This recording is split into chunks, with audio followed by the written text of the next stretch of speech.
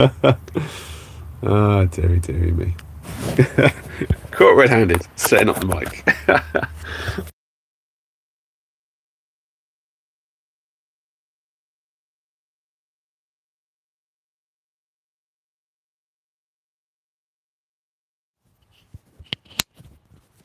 Hi, Gracie.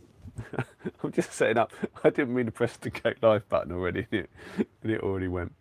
Hopefully, you can hear me. All right, just going to set up here for a second. I think we'll play some games though at some point. I'll, just sit and chat by the fire for a second. How was your day anyway, Gracie? We've been chatting a lot on the on YouTube, but I haven't actually asked you how was school today? Boring or fun? Yeah, a little late. I was feeling a little bit lazy, if I'm honest. I wasn't feeling 100% myself for a little while. So yeah, I've good and bad days really. Hey, Sparker's in. Hi, Sparker.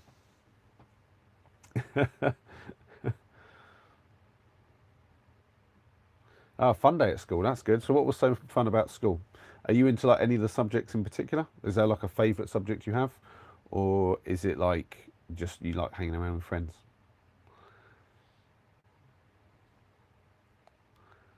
Blanket and tracksuit. That sounds pretty solid. You can tell I like sitting around in my little fleece. I think I got this from Trespass. Yeah, yeah, it's Trespass. This is. Um, I liked it because of the colour, but I wasn't sure if it was going to be particularly useful. But it turned out to be really useful, just as a nice little loungy thing. I need to get a new one, a couple of new ones or something now, because I have to kind of wash this one. Thankfully, it dries really quick because it's fleece, so and I can get it back on once it's clean. So I clean it regularly, but I wear it so often it's ridiculous. I need to get a couple of other colours, I think. Mind you, I'm like one of these people. I have like 8 of the same T-shirt basically in like 3 different colours, and that's how I roll. Just I don't like to have a huge amount of choice when I'm getting dressed. I like the things that I like, and then that's it, job done. I like shirts and as well if I can find nice ones that I like. But I had like a really lovely soft flannel shirt from Superdry. It was amazing, but that got a bit worn out, and also I got a bit too chubby for it as well. But I'm a bit gutted now because if I still had it, I probably would have been able to wear it still, just as like a really comfy top. Because now I'm not chunky anymore. But yeah, it's a bit annoying, but you know, it happens. Uh, Sparker's got a cycle of 2 sets of clothing. Yeah, I figure like some of my stuff like is kind of like it crossover. So I've got like one pair of jeans that I like. I've got like my work trousers that I'm wearing now. Got a couple of loungy trousers. Then I've got like smart trousers, like for like going out with and stuff. They're like my first date trousers, if you like. Um, and yeah, I've got lots of shorts for like just either chilling but also sports. And then I've just got my t-shirts which go with everything. A couple of like shirts which look nicer, like sort of like like I said, long sleeve things and stuff. And then some warmer tops, different kind of things. But I don't have like huge amounts of clothes. I've got enough, but I'm not one of these people that needs like a different outfit for every day. I remember when we were living in a house and Helen basically had a big wardrobe, and she was like one of these people. She had to have so many different items of clothing because she couldn't be seen wearing the same thing basically twice in a row anywhere within that month or so. So it had to be like even if it was her favourite thing, she wouldn't wear it for like at least like a few weeks.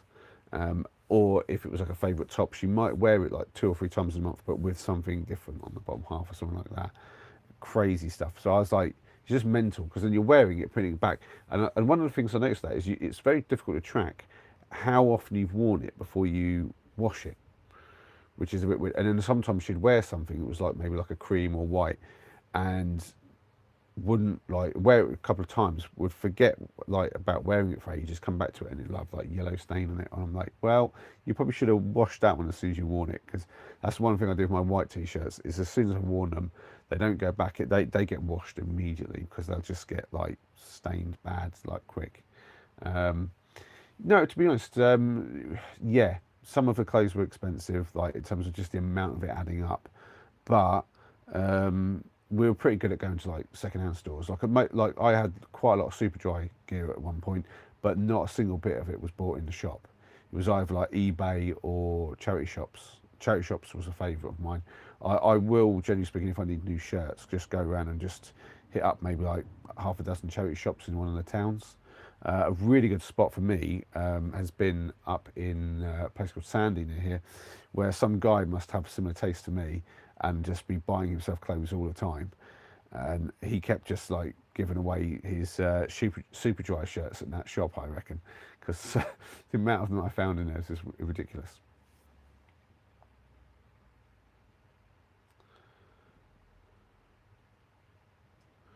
We've got someone called Vanilla Paws in. Hello, Vanilla Paws. That's an interesting name.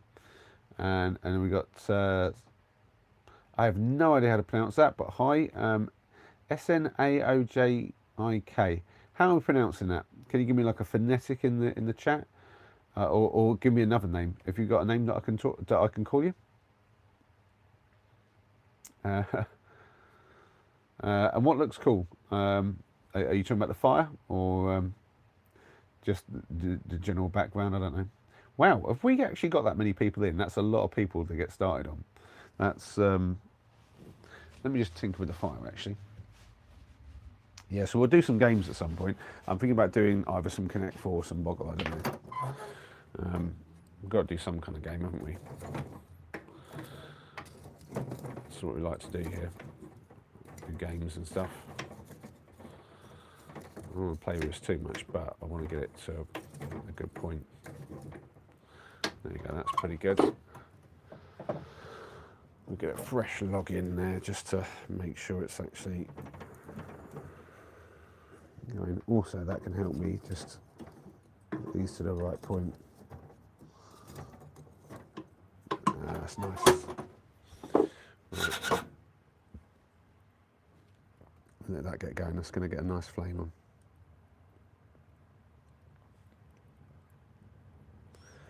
Lovely jubs. Oh, that's raging. Okay. Just need to calm it down a little bit.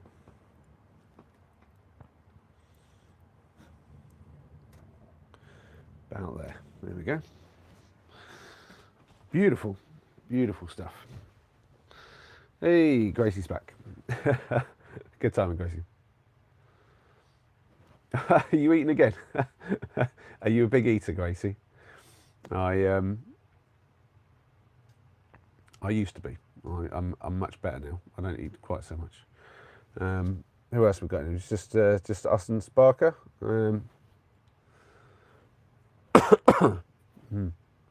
I have to admit, I've seen your shorts you've put up.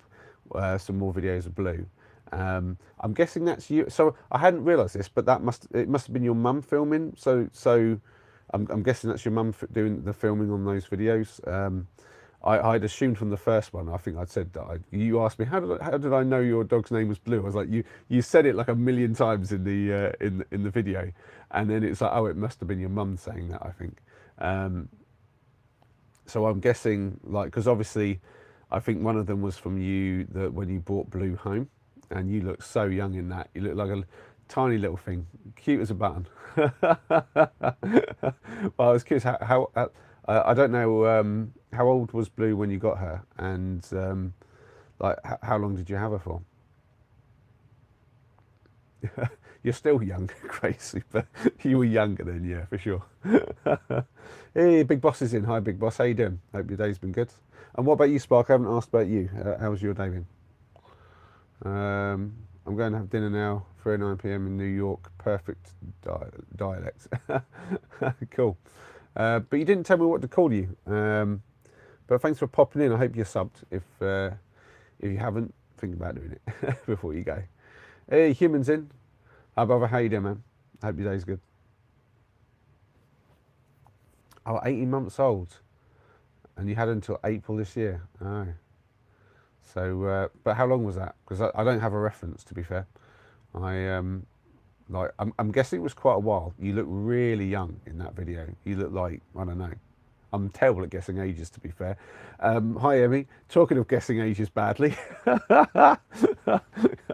we all thought Emmy was basically like a I honestly thought Emmy, in her videos, I thought Emmy looked like she was probably, I don't know, like somewhere between 15, 16 sort of type A. It turns out she was 11. I was like, what?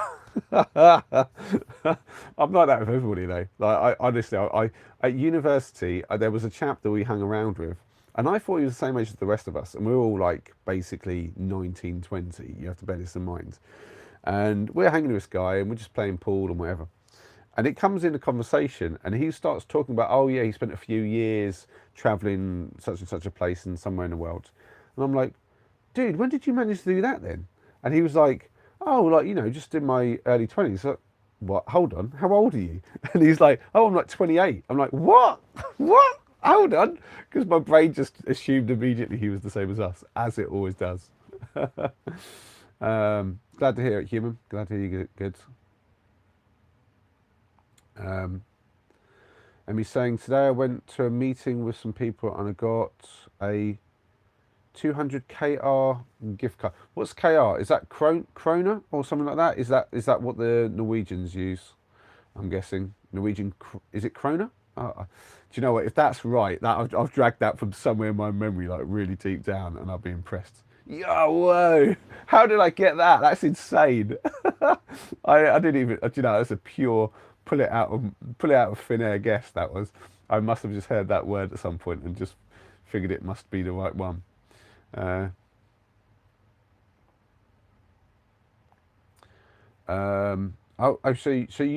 She was really young. Was she really young then? Oh, that's heartbreaking. So, you got her when she was 18 months. Had her for about So it's what's it now? What hold on, it's not. But hold on, my maths is bad. So you got in 2017. So that's 8 years ish. So she was what 19, 9.5 then. Yeah, is it my magic? That's pretty young for a dog, isn't it? That's sort of like well, no, it's not young, is it? It's like middle aged. So it's like slightly older than middle aged. I don't know. I can't remember what a dog year is in human years. But I bet she had a lovely life when she was with you. 8 years with you. So I guess you were 8 when you got her. That's yeah, that's a solid relationship with a dog to go 8 years from when you were 8. That's half your life basically. If you think about it, that's half your life. That's crazy.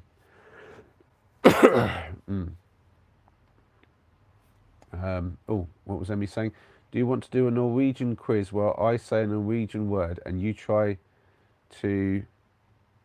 I'm assuming that's guess what it is in English. Go for it, Emmy. Give me a Norwegian word and I will try to guess what it means. If you can, give us just the word and we'll all try to guess it. Nobody cheats. I'm talking about you, Gracie. Nobody cheat and use Chat GPT or Google Translate or anything like that, and just so. But if anyone struggles and we need a clue, you'll have to give us some level of context with it, Emmy. But for now, just give us one. So let's see if I can pronounce it. Even it's either going to be Edacop or Edacop, or is it? Or do you pronounce a double P with a weird name? A weird sound, like is it a cop or something like that? But yeah, you're bound to cheat, Gracie. You're a born cheater, Gracie. I tell you. See, look, there's a button right here. It says rage on it.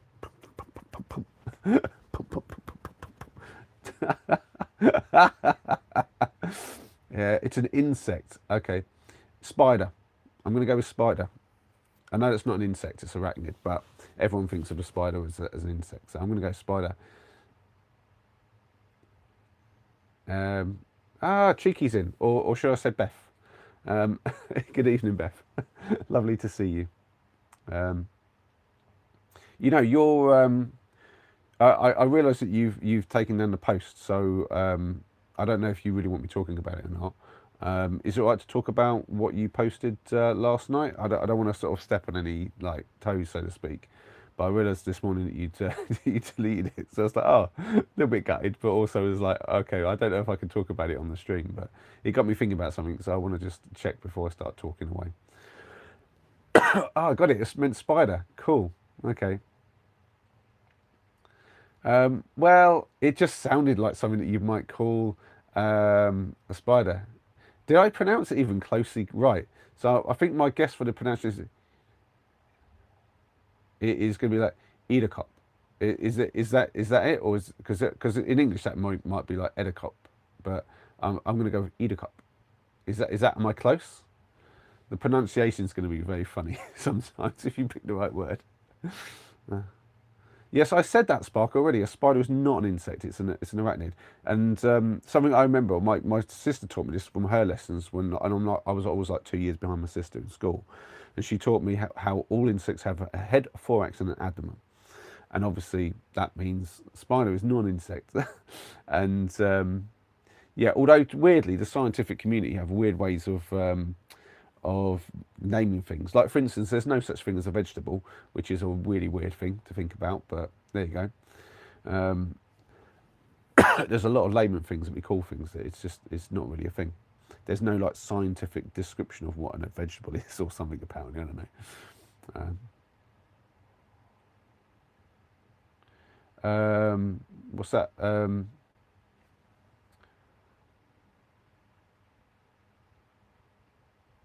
Wait.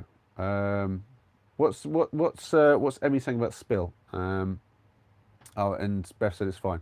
Yeah, so Beth, I'm going to just talk about Beth's thing first before I start trying to figure out what Gracie's trying to say to me. What's that? You can't do any posts anymore, Gracie. What? A YouTube issue? I do think the issue with I'm sidetracking entirely because I was talking to Gracie earlier about an issue on her channel because I think her account, obviously being unverified, they have heavy restrictions on what you can do. So there's a limit to how like long your videos can be. They do start to restrict whether you can have comments on your things like shorts, and maybe they've restricted her posts now as well. It's weird. The new word is spill. Is that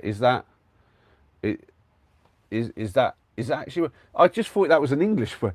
Wait, is it spill with? No, it's just spilled.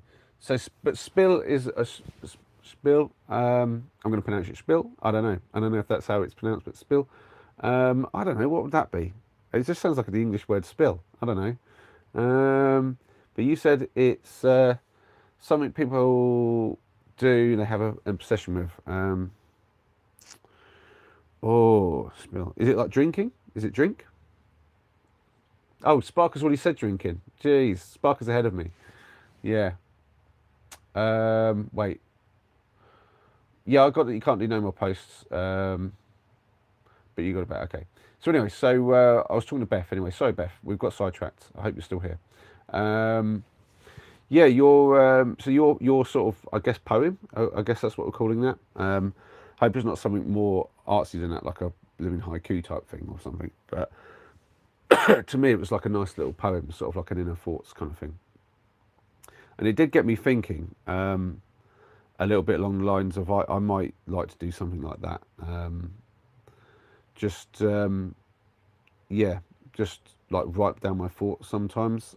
Especially, I'm thinking that I need to start writing down. Like I put like I've got a list of like video ideas that I kind of like just write like a very quick kind of like title or something on it, just to kind of remind me of an idea that I've had.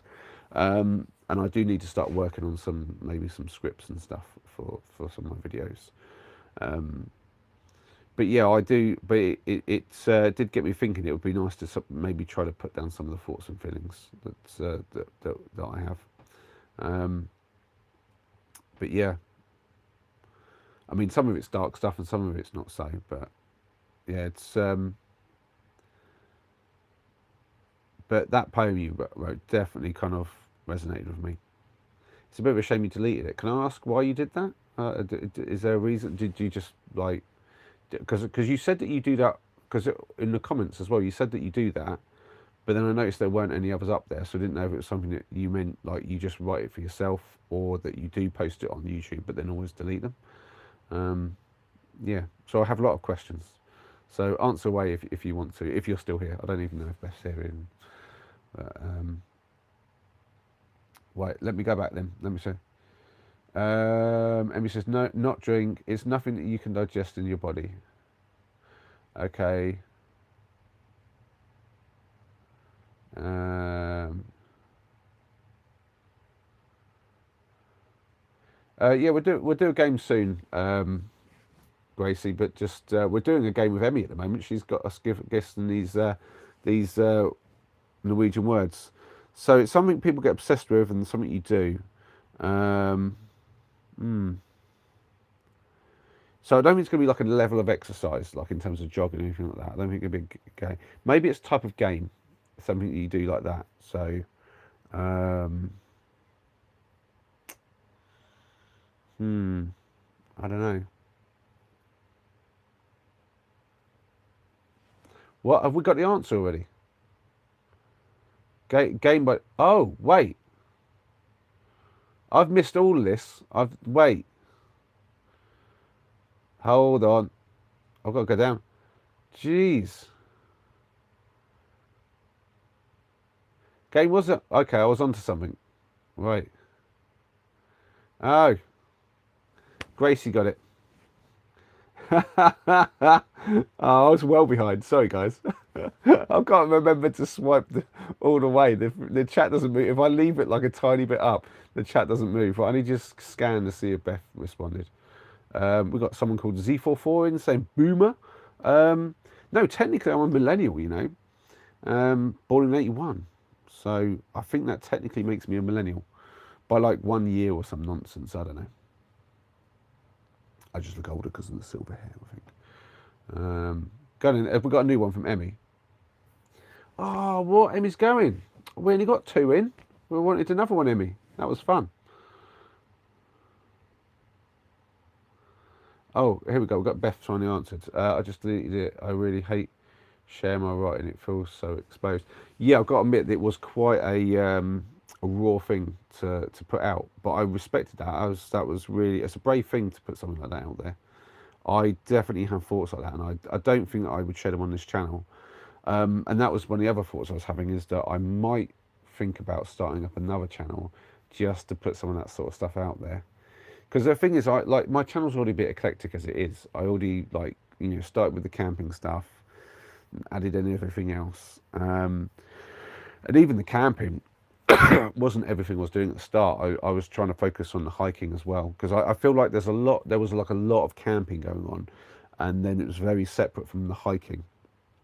And I was like, but they're kind of one and the same, that if I'm going to do them, I want to put both in, and I enjoy the hiking more than I do like sleeping in the tent. But then I enjoy the cooking and the camaraderie on a campsite, so it's a bit like you know, and obviously I enjoy the fire and stuff. But you don't need a camp like to go camping for a fire. You can do it in your van. But yeah, so it's already eclectic enough anyway. So I was thinking maybe do another channel where I can put some of the more kind of like deeper thoughts and stuff in. And while it's still putting it out there, it's maybe not quite directly to the YouTube family, and just kind of putting it out there just for whoever finds it. I don't know, because I can see your point. It's very exposing if you put down some of your inner thoughts out there. Yeah. But that's one of the going back as well. I was talking to Gracie today about like her channel name. She's thinking about changing it, and she wants to get a new logo and stuff. And I'm definitely in that same spot where I've been thinking for a while about the name change, and I'm just struggling as well with the direction I want the channel to be going in, because I've got so many like ideas for videos, and there's a bit scared about doing some of it because it'll be a new style of like filming, and that is going to be like a bit more stuff to learn, and I don't know if I've got the drive in me at the moment to kind of push through for another whole set of like learning something big and new. But I'm also aware that like I want to go down that direction, and I want to get past just doing like the live streams and the camping videos and stuff. So did I see your post? No, I haven't. I think that there was one I didn't see before I came into the live. Gracie, I'll check it out after the live.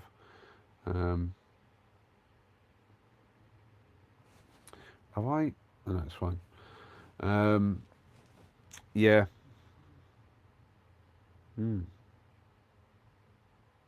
But it is a shame that you deleted it, Beth. It was beautiful. It was lovely, and well, and it's beautiful and lovely. But it's also not very nice to know that you've got thoughts like that.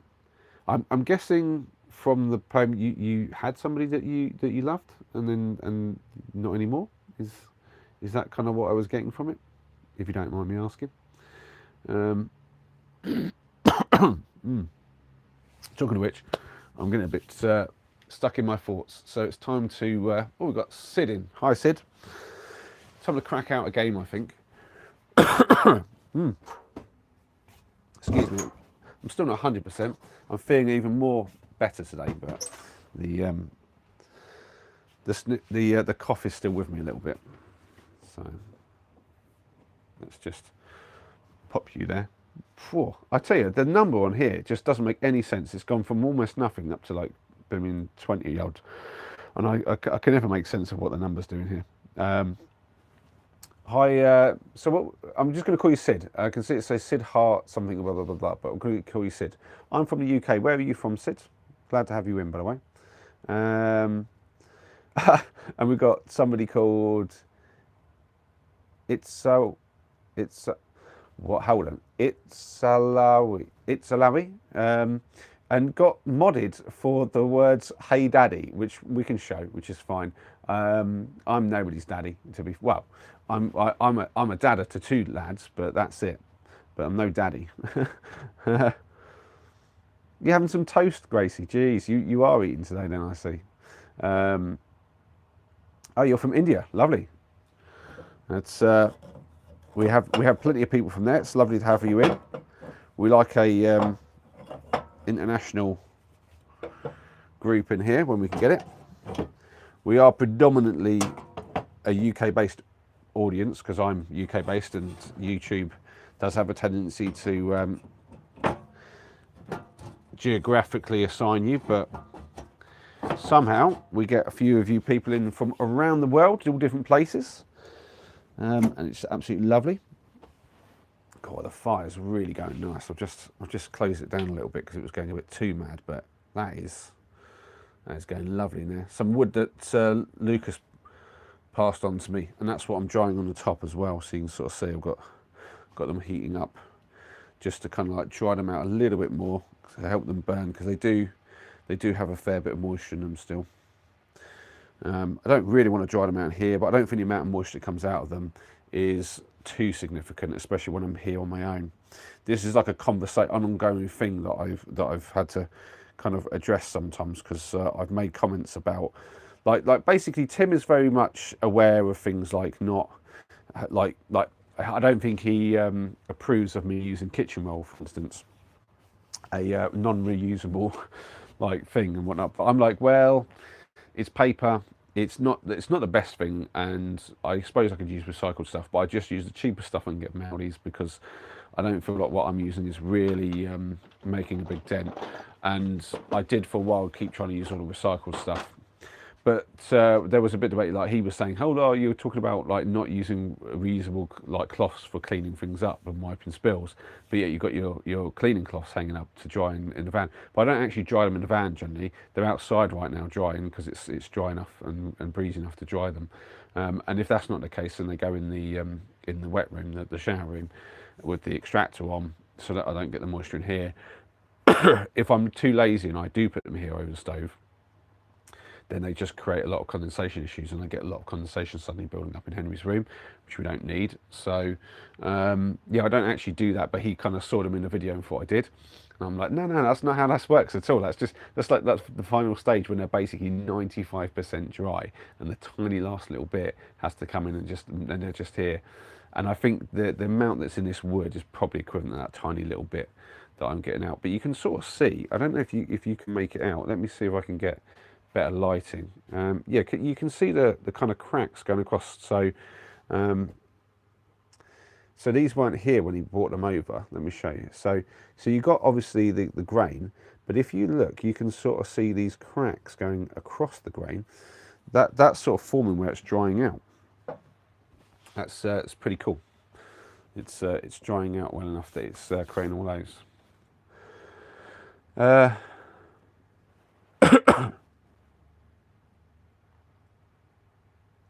yeah, what is the temperature over there? Says Sid. It's, I think outside right now it's about 8, 9 degrees Celsius. So not super cold. I could get away without the stove on if I really wanted to, but I just make it comfortable. And as this is literally free fuel, I didn't even pay for it. It's like, might as well. And I think by the time I've used the fuel he's given me, because what I've got in the stove now is probably enough to get me, I might put one more in tonight, and then the rest will be good for Thursday, tomorrow. Um, there's a high chance that on Friday he gives me another snack of wood. So, and I've got through pretty much a whole week with just what he'd given me, and I think I've used about 2 or 3 of the actual heat logs that I pay for, which is just a couple of quid's worth of fuel. So not a huge amount at all. Right, so in the chat quickly, let me know what you all fancy playing. Our options are some Boggle or some Connect 4. Or I could just do some Bandido if nobody wants to actually play anything on an interactive basis. So, yes, Barker, a very handy friend to have. And I will say he did it without any kind of like, I didn't ask him to do anything like that. He just sort of like called me up and said, where are you going to be? And then he turned up with a load of wood. And I was really kind of like, I'll be honest, it's one of these things. There's not many people in this world that put themselves out for me and just do something just for me. Not because I can do something back for them or because they feel like they're supposed to, but because they genuinely just want to do something nice for me without any ulterior motive. That's a very rare thing, and I can count it probably on one hand the times that I can remember that happening since I mean, I don't count anything like when you were tiny, because obviously everything's basically given for you when you're tiny, but I'm talking about, you know, at an age where, like, you know, people stop doing stuff for you, like just because you're a cute little lad or whatever.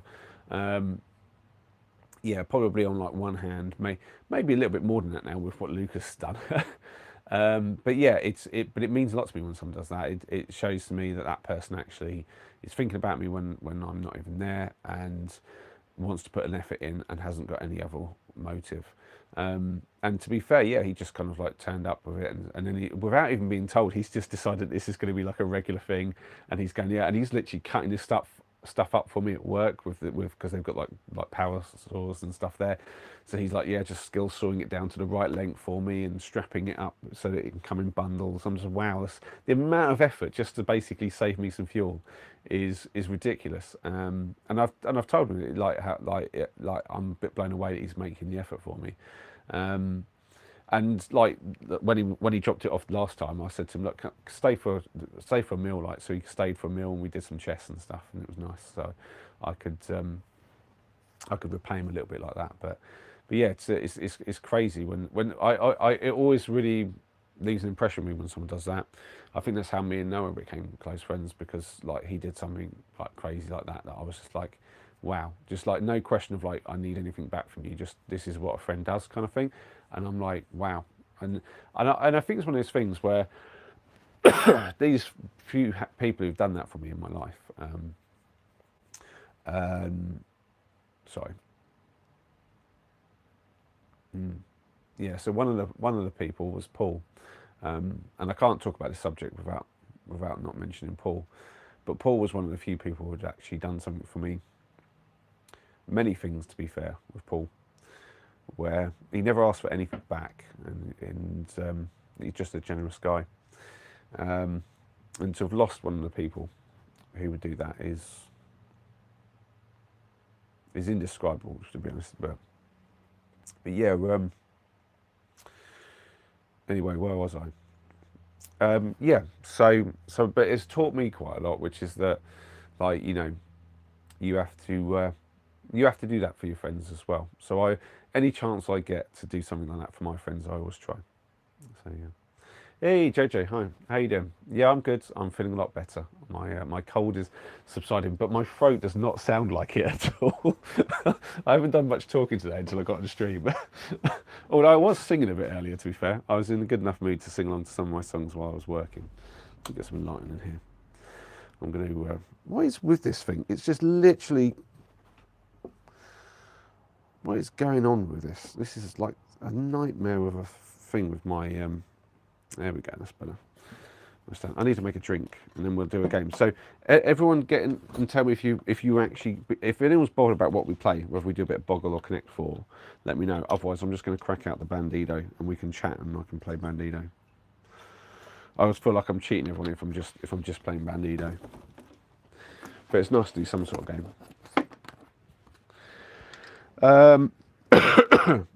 So let's have a look. Really, Sparker? Wow. Can you tell us about it? Because that's a cool thing if you've met somebody like that.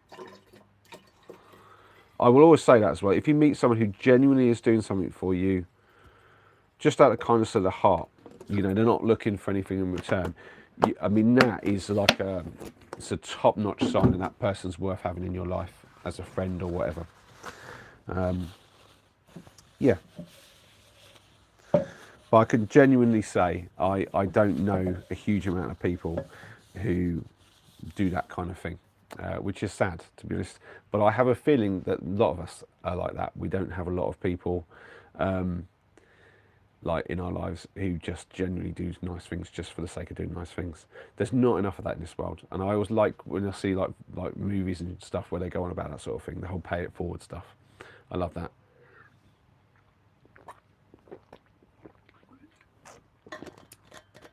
I need to like start a movement or something, don't I, on YouTube about everyone doing nice stuff for people. Right, let's have a little look.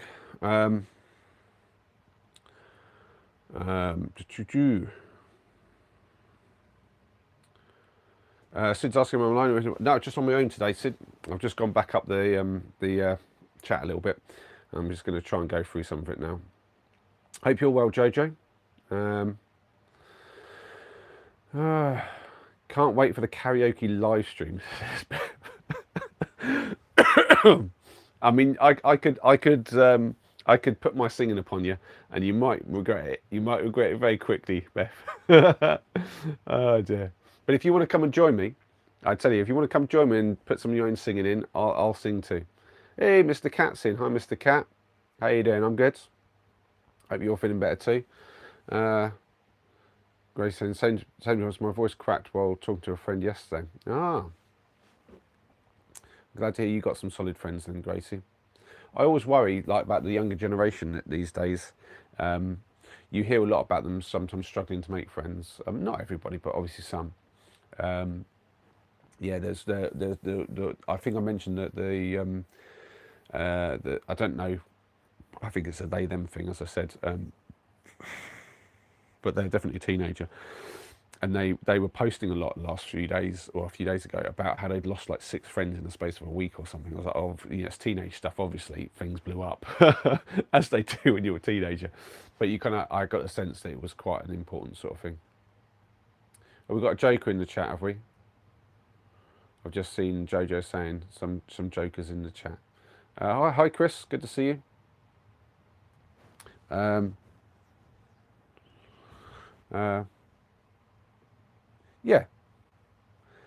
Yeah, Jojo. What we're all wondering now? Who's the Joker? Did you go back and see somebody else who was in there previously or something? We did have some. Oh, I have got a. I know we can hide that.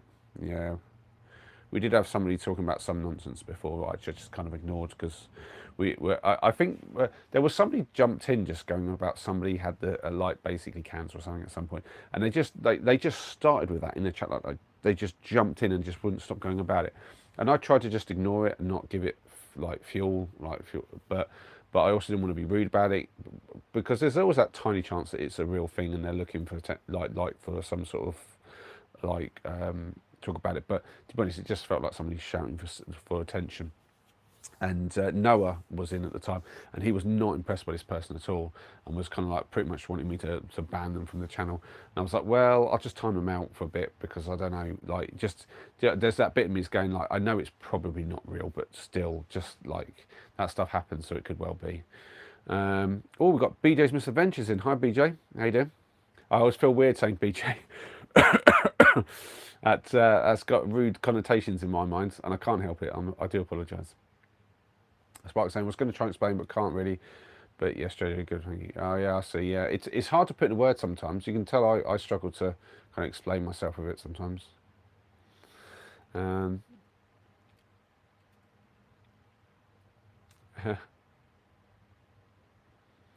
Yeah, we don't need a lot of friends, Gracie. You say you have hardly any. I don't have a huge number of friends.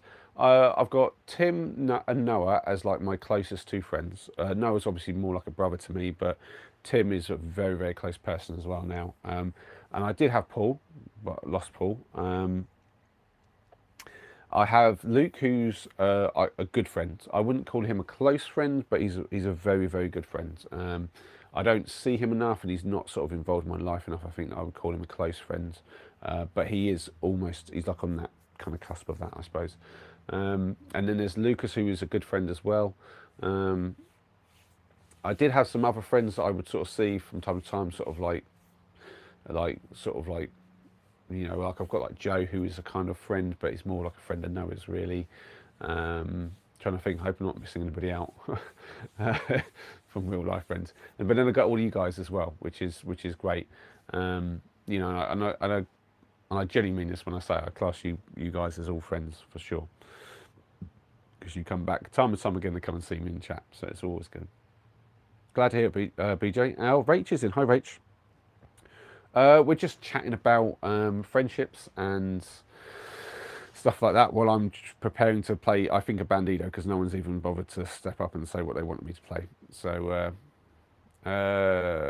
Albert saying I'd call them more drink companions than friends. Yes, well, that would be what I'd call like a buddy, like, or like, well, not a buddy, but like, yeah, like a loose friends, not close friends, or like an acquaintance. So I've got a lot of people I know just through, so, like, there's people that I can chat to, say, down at the allotments if I see them, but they're not friends because I don't spend any time with them. I don't know enough about them, but like, I'll know their name, maybe the name of the kids. I know a couple of things about them, like what they do for work, or, you know, what they might do for fun other than at the allotment.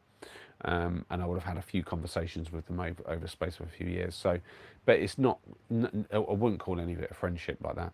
I've had a few other friends in like over time, but they've never really kind of like stuck together. Like there was one chap, Jim, who I met. Basically, his wife and my ex met because we were parked in Stotfold, where I am right now, in fact. And she kind of was interested in the van because he had a horse box and he was like gonna do stuff with it, but hadn't really got much into it. And they had like an electrician working on it, and I kind of like got volunteered essentially to go around and look around and give them some advice because I'm the guru on that apparently, so I was told at the time. And yeah, so I kind of went around and we got talking about it, and I was like, yeah, you know, you need some help, let me know. And we kind of became friends, and I invited him into the friend group. He came for some of the games nights. Yeah, and I didn't charge him any money for like all the help, and I put a few days worth of effort into like helping him design it, helping him order all the stuff, and then building it all his electrics, his plumbing. And yeah, well, we did. You know, we spent some time together doing the friend stuff, and I thought he was going to be a really good friend. But then, yeah, just he didn't really bother once it was all done, and so I was a bit sort of gutted, really, that he was one of those people that he put a lot of effort in when he wanted something, and then once he got what he wanted, the effort stopped basically. And yeah, I was a bit you know, gutted about it, but it's not the first time that's happened, to be fair. That is kind of the standard, really.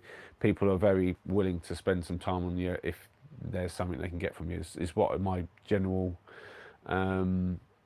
life experience has told me. There's too many people like that out there where they're very much self-absorbed, thinking about what they're doing, and it's not like an intentional thing with a lot of them. There's people who do that really intentionally, where they're just out there using people time and time again, but most people, I think, it's just they don't realise they're doing it. And And he did eventually reach out months, like nearly a year in between reach outs. And to be fair, Luke can be a bit like that. I won't hear from Luke for like, you know, a couple of months sometimes because he's just busy with work. But then he'll reach out and he'll genuinely just want to spend some time and do some games. But the only time that this guy reached out to me was when stuff was going wrong with his missus and he wanted someone to chat to. And he'd heard that it had gone pear-shaped with me and mine. And he wanted to basically, I think, compare notes and stuff. And I was like, nah, I don't need that. Anyway, I've gone off tangent again, but I guess this is half of what we're here for. BJ saying, I don't have anyone I call a close friend. That's, Gracie has said Connect 4, so we'll go Connect 4. I will set up for that. I'll go, shall I go this side or shall I go that way? I'm going to go that way. I think that worked out a bit nicer. So we'll just, we'll spin that around.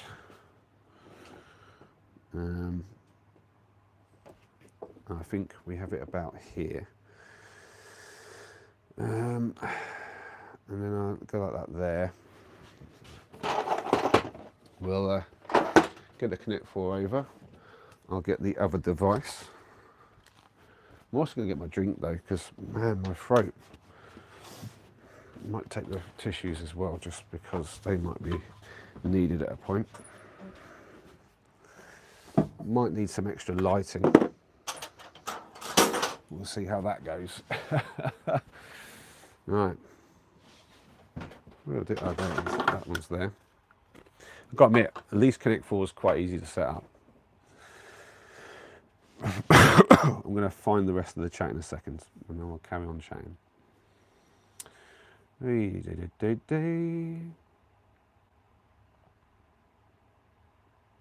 I'm aware as well, some of these stories that I tell, I've told the story about Jim a couple of times, I think.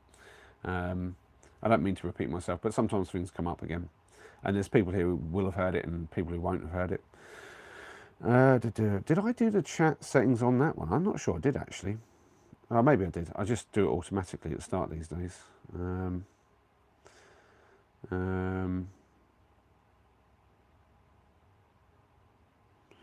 Right, oh yeah, we've got, so can I do this thing where I move, no, that's just swiped it up, God. No, I need to go to chat settings, show, that was not the right setting, Gordon Bennett. Oh it is, it's on all messages, there we go. Right, let's put that there like that.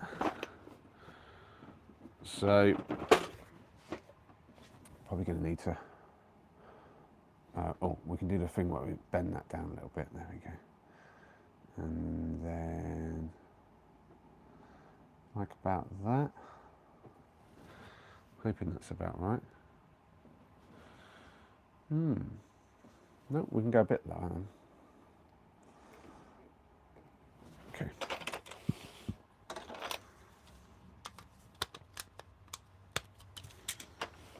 I'll get chatting a bit more once I've done this. I'll set up. I'm guessing Gracie's having the first game. How are you with your friends right now, Gracie? That's cool.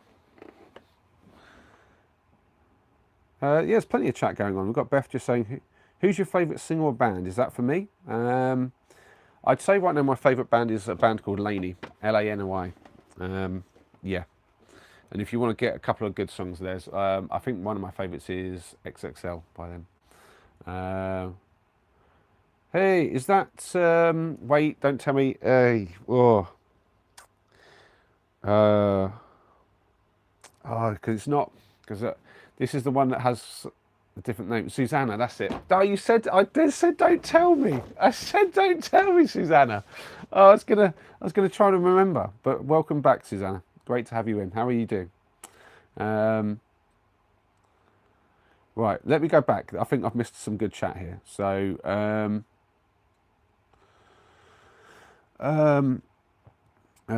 family lies are strong. Did you mean family ties or lies? Probably lies, to be fair, if it's anything like my family. No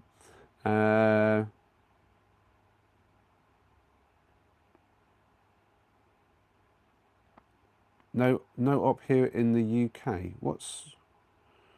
What's this op thing again? I'm confused. People keep using this in different ways. I just am not getting it.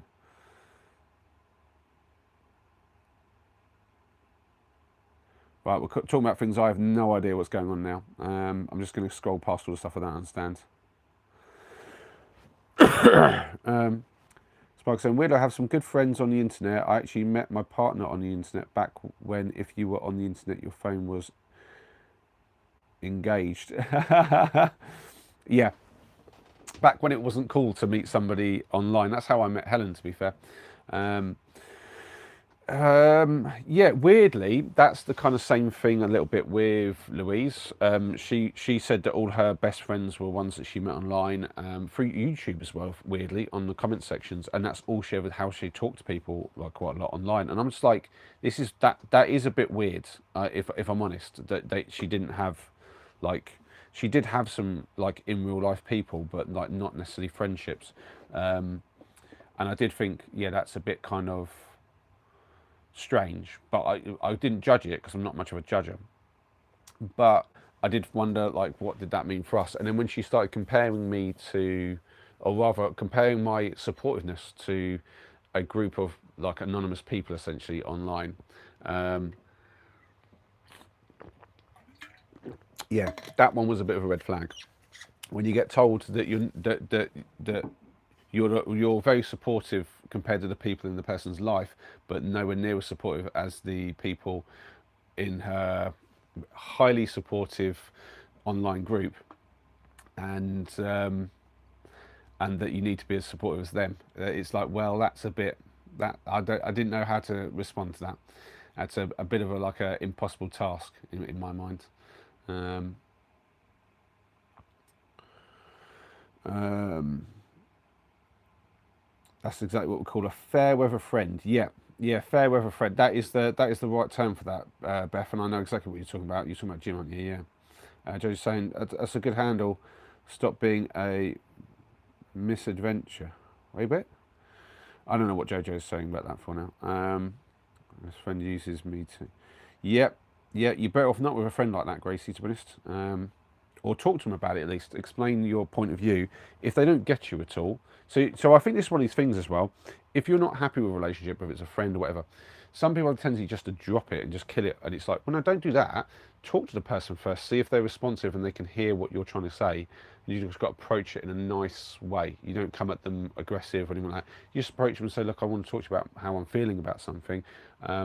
And you might not like some of the things I'm going to say, but I need to say them, and I'm hoping you can hear them positively. And then you see if you can improve the relationship. If they don't want to listen to it, and they're basically the kind of person who's just using all the time, you are better off just cutting that off. That's it's not an easy thing to do, but I highly recommend doing that. You're better off without people who can't at least try for you. I always think like the effort is really important in any relationship. As I was saying, like, you know, you got people who put the effort in, like we're talking about like with Lucas and the Woods, but also like a lot of times with Noah, like I will put a lot of effort in to do things with Noah, even though it kind of puts me out sometimes, because it's just like I want to be there for him when he needs me for certain things, and he's there for me, and it's that sort of thing. You don't question whether or not, you know, your effort is wasted or not. It's for the friendship. And you need people like that who are going to put the effort in. And I think that's the case whether it's a friendship, a romance, or everything. You need someone who's going to put that effort in, and you need to do that as well. You need to put that effort in. And I think if you're friends with somebody who's not going to put that effort in and doesn't understand the need for that, yeah, you're probably better off without, to be honest. But be fair to them and give them a chance first. Always give them a chance, because friendships are rare, and you don't just throw them away for nothing. I gotta. Whoa, I gotta. Oh no, sorry, I've not got too far behind. That's good. I was just catching up. That's good. Yeah, see, we got a lot of friends on here, which is quite good. Like EK well, I'm saying EK now because Sparker's calling Gracie EK, but yeah, got Gracie and Sparker making friends in here. The most unlikely friendship if you think about it as well. Just the huge age difference between all of us in here. It's just it's crazy. I'm an eating machine tonight, says Gracie. That's fair play. Sometimes you got to do it. Sometimes you're just hungry. It's probably your body just like rebuilding after being a bit poorly. Uh, all right, are you ready yet, Gracie? Are you back? Because I've just caught up with the chat. Uh, what are you saying wow to, Sparker? Something I said or something somebody else said? Cool. I've got to turn this fan on. The fan is blowing down this way at the moment to try to circulate the warm air, and I need to turn it to face the other way so it's not going straight at me. Whee, that's too much fan in my face. In fact, I can turn that down. It's on a fast setting for no reason. I'm just going to tinker with the fire. I just need to open it up probably. There we go.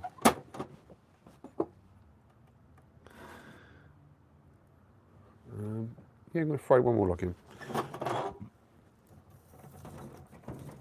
Just get that started. Right. Is Gracie ready for the game? Yeah? Cool. Do you want to go first, Gracie, or shall I?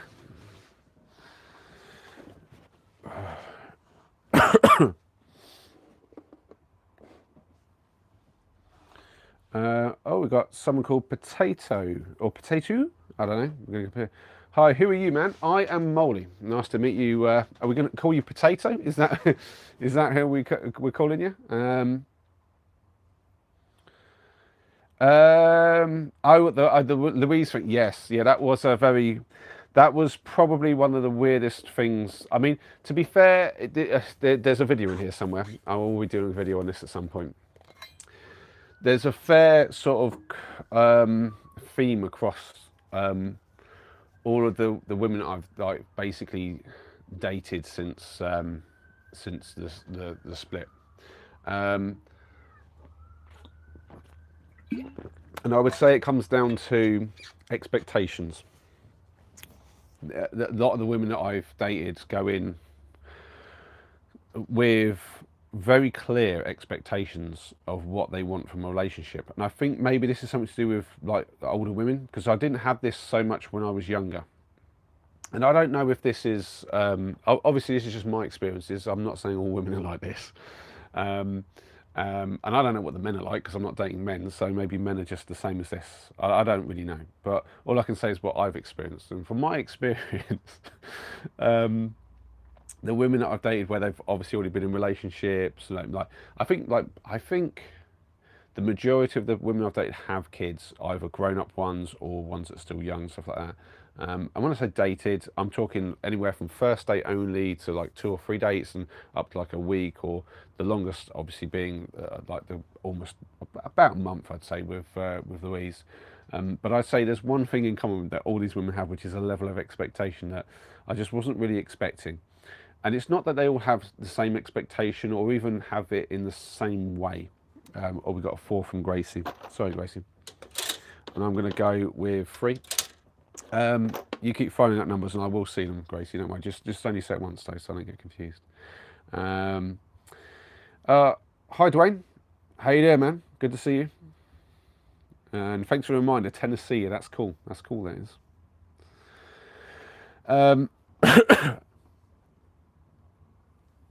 I hope this isn't too personal, but have you ever considered going back to your ex? That's a really good question, Beth. And the answer is no.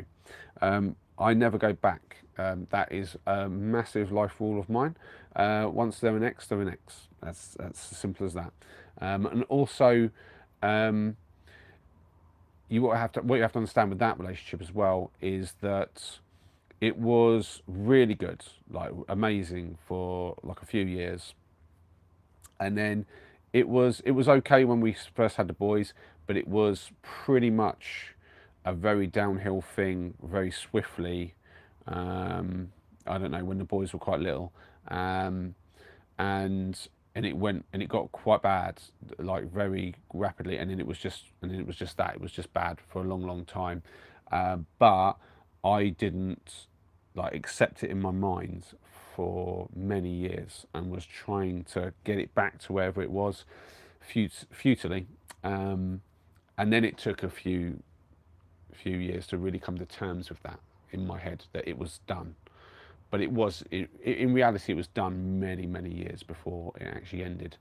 But it's the kind of thing, because I'd made a life commitment to this person, And and as you might have already worked out by now, all of you guys, when I do commitment, I'm committed. I'm not messing about. Yeah. Oh, that's not done properly. Let me put that back in. Yeah.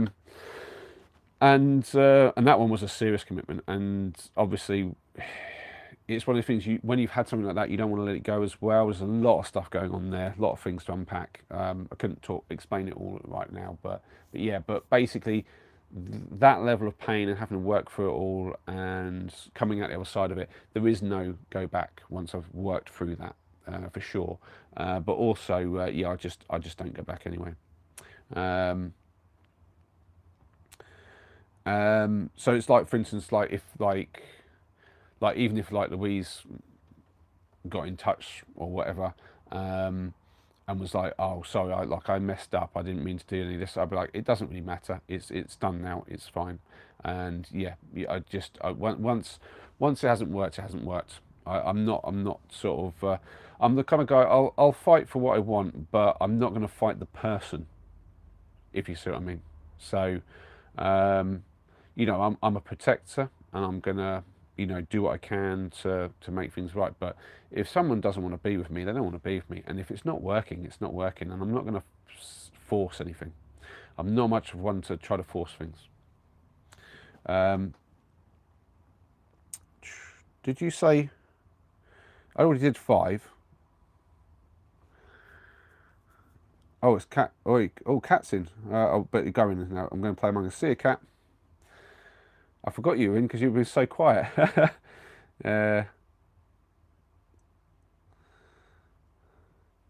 Where to next, Gracie?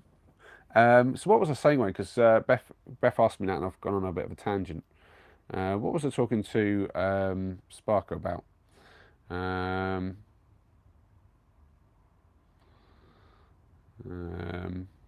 I don't see. I was talking about like, yeah. So all these women have had like some level of expectation, and for some of them, it's a very specific list of things that they want in a guy, and this leads to like very interview-like first dates, which, to be fair, on those ones it hasn't gone any further because I've realised that they're just looking for me to tick off items on their list, and I'm like, that's not how I'm doing. I'm looking for an emotional connection, not for I'm right for you, you're right for me. Let's just do this thing, and as if it's some sort of business transaction. Nah, that's not my. Oh, you want 5 again? Okay. Right, I thought I'd already done 5. Okay. Sorry. I didn't realize you'd said 5 again. I thought that was the 5 that I'd already done. I apologise, Gracie. How you doing, Dwayne? Have you answered? I did ask.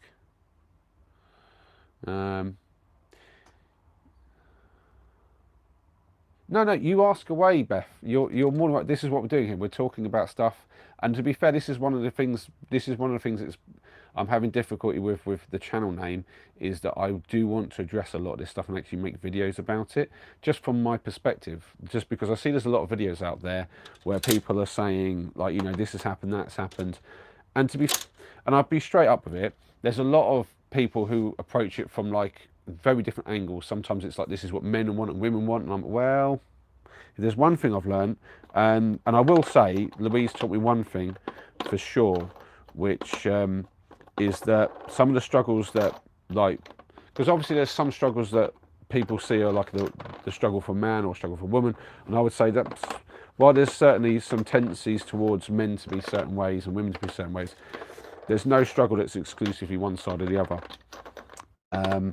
And the same thing goes, like, people like try to like talk about in terms of like attachment styles. I don't know if anyone here is aware of the 4 main attachment styles and stuff like that. But again, it's this idea we've talked about before, where people are trying to put us into boxes, and we don't really fit into boxes.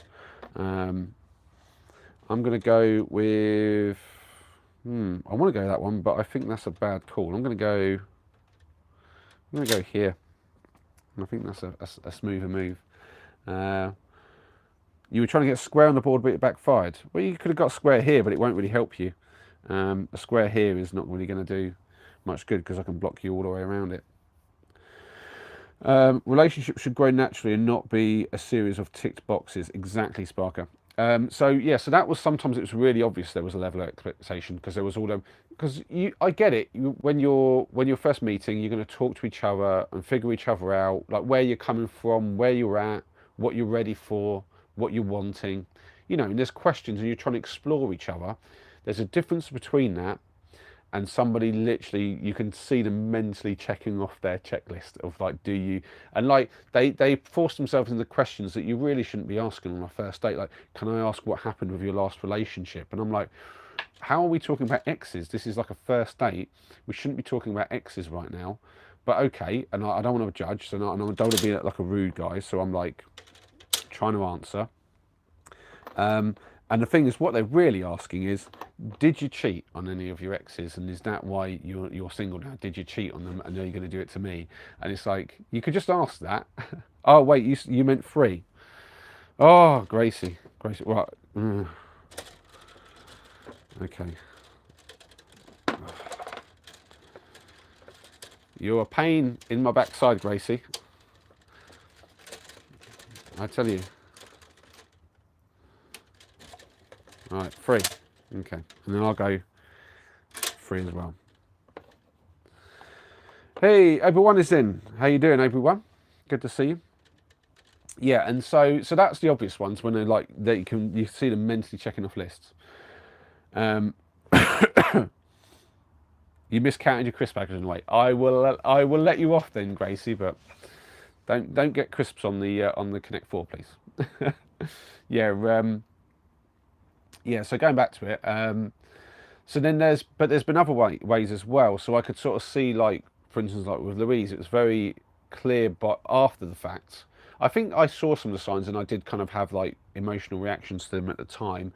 But I'm very much kind of like give a person the benefit of the doubt, and obviously my emotions cloud my judgment a certain amount. Um, uh, you will not get the Crispies on the Connect 4, I tell you. That's right, these are quite cleanable to be fair. What do I do for work? Asked Sniper. I am a window cleaner, which my ladder is right above me right now, installed. That's what I've been doing today. That's what my work is. So I clean like residential houses. Yeah, so like with Louise, it's more like she had a very clear idea of what she wanted the relationship to look like and how she wanted me to respond and react to her. And when I didn't, she would kind of say things. So like there's a few things that are like slightly weird about me. Like I fully that was a bad move, Gracie. I can't believe you just done that, but I've just won. I reckon I'm distracting Gracie with all the chat, or she's distracted by the crisps. But yeah, I've got you. Yeah, so like a weird one. Like for a long time, I used to use moisturiser on my hands because like window cleaning, your hands get dried and cracked, and it's not good. So I'd use moisturiser. But the problem with moisturisers is that your skin becomes reliant on them. So I started using ones that had urea in them because that helps apparently your hands to. It's like a thing to tell your skin to produce its own moisture and moisturise itself. So that kind of helped a bit, but it didn't really do a great job. And then one time I basically ran out of moisturiser and hadn't ordered any more, and I was like, oh, I'll get round to it. And just in my sheer laziness, I was like, what have I got that I could put my hands that'll kind of stop them from cracking and protect them from like all the water I'm using when I'm cleaning? And I looked around, and the only thing I could really spot was I had some sunflower oil on the side that I cook with, and I'm like, I guess I could put that on my hand, see what happens. I put some on, rubbed it in. I was like, okay, that's gone on all right. Let's see how it goes. And it was brilliant. And I will be honest, I use that now, and it just makes my hands, like, it protects them. It's really good. It's cheap as anything. Like, it's so much cheaper. And it's right there all the time. It's like, it's a really nice thing to do. It's a bit weird, I fully admit. And if when she'd see me do it, gone, why are you using sunflower oil? Like, as a genuine question, I'd have been like, and I'd have to explain to her. But she didn't put it that way. She went, are you using sunflower oil because you're too macho to use hand cream? And she said it in a very serious voice, and I was like, what? No. Why? And then I explained to her, but I already felt like she'd kind of accused me a little bit. And then a bit later she's like, oh, I was just joking. And I'm a bit like, it didn't feel like a joke, and I feel like you're just backtracking. And you definitely were kind of like, it was one of those things where she's trying to see if I'm like this macho guy who's going to respond in certain ways to certain things, and whether I'm going to be like one of her exes. And she would ask me a lot of stuff and tell me a lot of things where she was clearly comparing me to exes, and she definitely was trying to kind of like see if I was going to behave in the way she wanted me to, but not in the way she didn't want me to. And so, yeah, there's kind of like, it wasn't such a checklist type thing, but it was definitely like a lot of that going on. But yeah, so yeah, and then I think like with the some of the other women I've dated, it's kind of like there's been like other kinds of expectations. Like there was one where she clearly was expecting for me to like pretty much like travel the world with her, and I had explained to her, well, I can't just go off traveling the world for like months at a time because I have two boys and I have to spend a lot of time with them. And she was like, oh yeah, I get that. But then she just kept pressuring to that. And she literally just jumped on a plane one day and just went off. And she was clearly making like the suggestion that I should come with her. And I'm like, I cannot just on the, like, first of all, I didn't have a valid passport at the time. And I was like, I can't just jump on an airplane and go off for like whatever because I've got work and I've got the boys and I'd have to plan that stuff out. I can't just not like spend time with the boys. Just like I can take a bit of time off from the boys, no problem. But I need to plan that stuff out. I mean, like what on earth? And just the expectation that I was just gonna like travel the world with her, and I think in a way she was maybe even expecting me to bankroll it somehow. I was like, that's not happening. I ain't made of money. So yeah, so there's always like, and it's not been the same, but there's always been like a level of expectation, and sometimes it's this crazy critical kind of like thing, and other times it's just like this. I guess it's like this fear that they might end up in a relationship like they've already been in, and they're trying to avoid that. And I don't judge anyone for it, but I'm like, I definitely aren't. I'm not looking for somebody who's going in with a level of expectation that I need to fit. And I do think it's more important that they be more like me, where I'm like definitely there's things I need in a relationship, like I need love and affection and stuff, but how that comes is like, it's not like I've got like a clear idea. I'm like, this person's got to act this way. It's different with different people. It's like, it's just, that's how it is. You're with different person when you're with different people, and it's a bit why I also think that the whole attachment style thing is a bit wrong, because how you respond is going to be different depending on how the person you're with kind of attaches as well. So yeah, there's a whole sort of thing there, and I do think there's a lot of video in there somewhere, just my thoughts and opinions on a lot of this, which I guess is what YouTube is about, sticking out your thoughts and your opinions, as well as some facts out there somewhere. But those are fill on the ground. So who's got next game? Anyone want to have a game? Sorry, I've been absolutely just like blowing some hot air there, haven't I, really? I've probably bored the death out of everybody with that. Probably gave you more information than you wanted, Beth, if you're still here even. Beth's like, oh, he's going on now, more.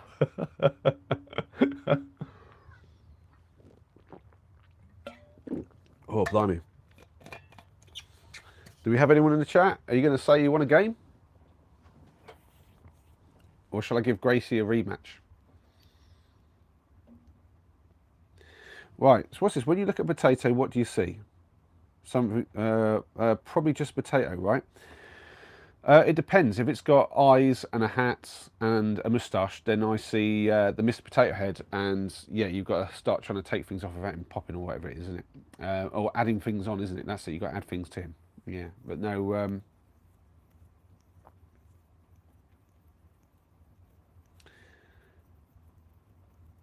You're still here, Beth. Cool. So yeah, do you know, Beth?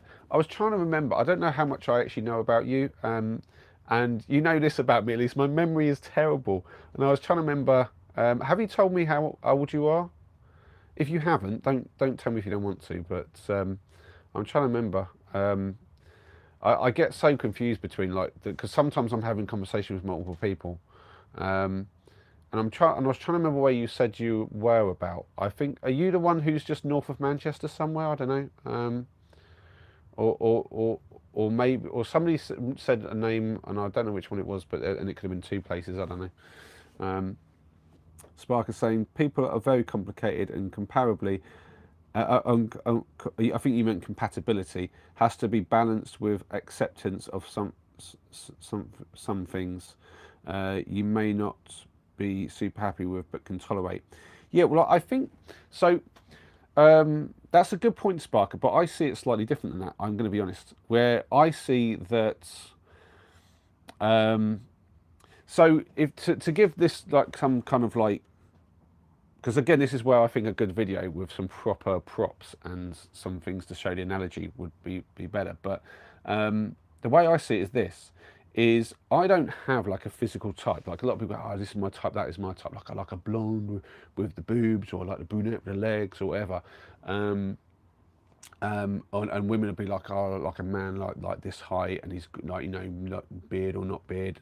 And I'm like, I really like my tolerance on physical appearance is very wide, like in terms of what I find beautiful. Not just like, oh, I can do with whatever. Like, no, literally, I can find like I found Louise very attractive, but yeah, I can objectively say she's far from skinny.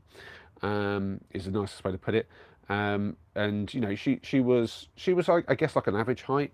But I've been with very short women, very tall women. I've been with very slim women, like my ex was very slim. I've been with very big women, bigger than Louise even. And you know, facially, yes and no, sort of in terms of what you might say classically good looking. But yeah, I found them all very attractive.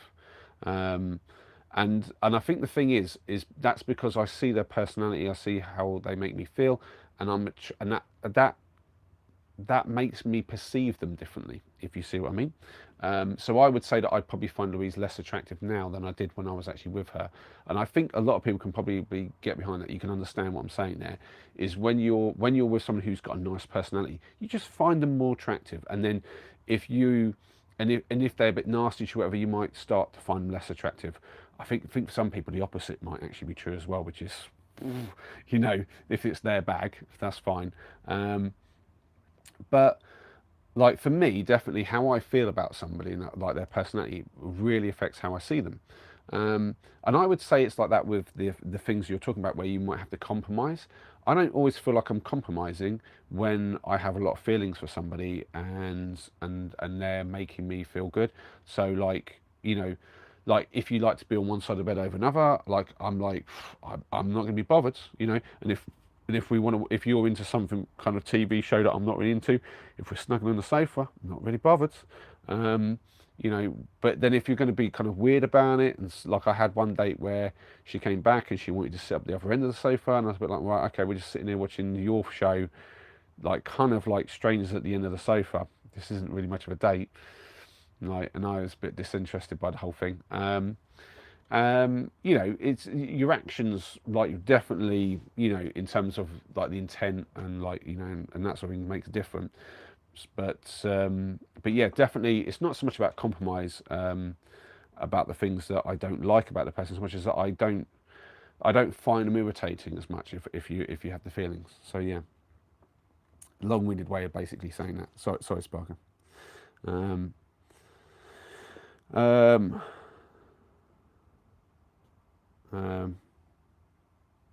Oh, you did, but it's not you. Sorry, Beth. So, where can you tell me where you're from again? Just remind me, and how old you are. I forget all these things. I'm terrible. I am sorry, Beth. My brain is terrible for like small little facts sometimes. And if I've learned similar facts about a lot of people over a short period of time, it all gets jumbled. It's a bit like trying to remember when something happened. Like I cannot remember when something happened. Like if it happened a day ago or a week ago or a month ago, my brain can't really differentiate too easily. The time thing is a bit of an annoying thing for me. The little small facts, it's like if I just like people's names. I struggle with people's names, but all I do is I try to use it loads of times when I first meet somebody, and it helps.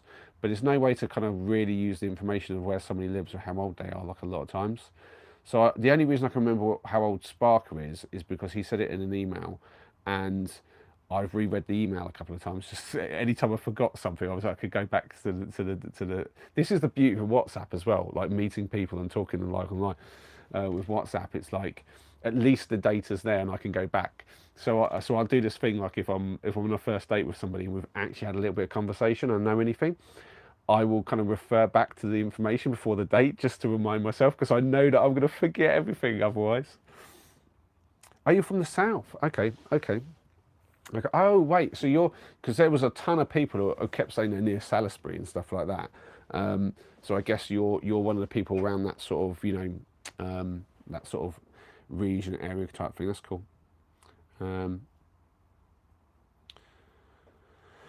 Chris saying that's where pen and paper comes in handy. Yeah, could you imagine that on a first date, having a little chat and I've got the pen and paper out? Oh yeah, that's really interesting. Yeah. Oh yeah, that's fantastic. Oh, I like that sort of thing too. Let me just write that down. I wonder how that would go down as like a first date thing.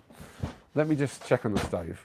I can smell some smell and I'm not sure if it's getting a bit hot. Yeah. It's getting a bit too hot and I need to turn some of this wood.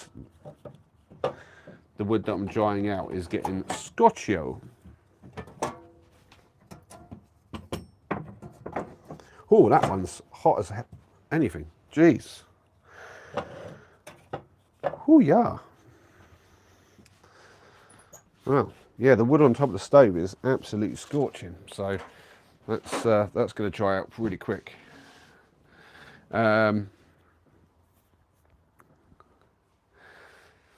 I don't know if anyone's done it in a comedy, but they should have. If they haven't, I'll be surprised. I'll be honest.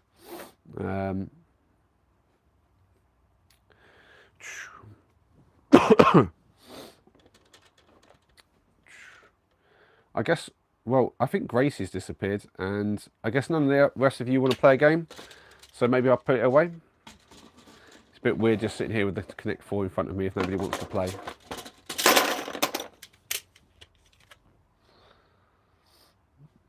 Hey, Michael's in. Hi, Michael. How you doing?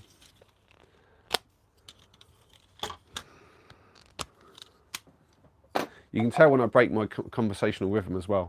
I'm like just talk, and then my brain does that thing where it disengages for a moment, and then I'm like, oh, and I forget where I am, and then suddenly I'm struggling to have a conversation.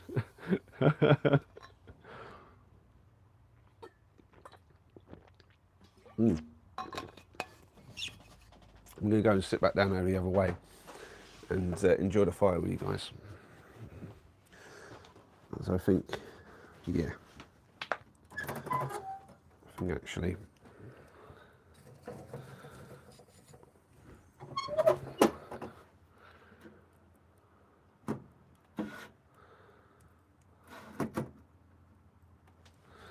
yeah, it's nice. Right, there we have it. Oh, that's, why is that way around? That's because I spun it around a weird way. Right, I'm gonna sit back over here, get cozy, and focus on the chat. Oh, Jojo's back. Hello, Jojo. There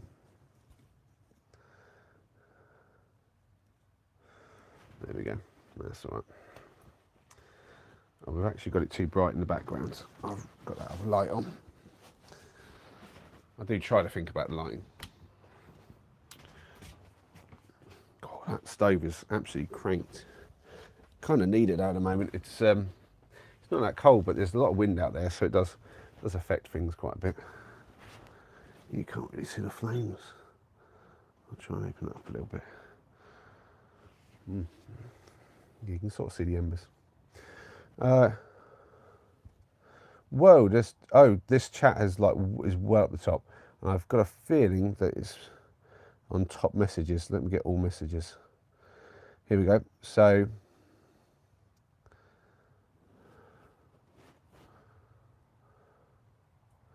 what's this? Beth saying, I've never had a date, and it's not because of the core for. I just don't give men face. You mean? Oh wait, face, especially at the pub. You mean like you don't entertain it like if a guy comes up and just sort of wants to chat or anything like that? I guess that's fair. If you like your space and you don't really. But hold on. Because never having a date doesn't mean you've never had a partner, though. Because obviously some people just are not into dating, but they'll find a partner a different way. So I'm guessing you have had a partner. I assume you have. I don't know. I kind of assumed it from your poem, but maybe not. I don't know. Don't know if that's something you want to share or not. You don't have to.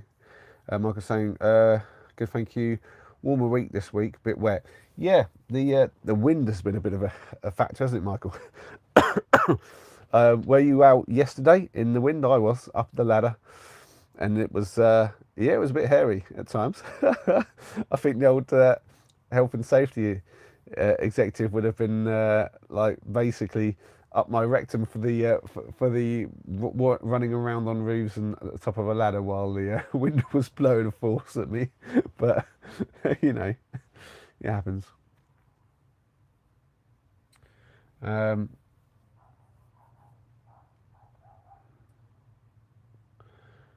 uh, Wait, what's that? What expression, Sparker? What expression you never had before? And when you say yeah, never, Beth, are you saying yeah, never had a relationship even, um, or just you've had a relationship but never had a date? Like, because it wasn't. That's like when someone asks you.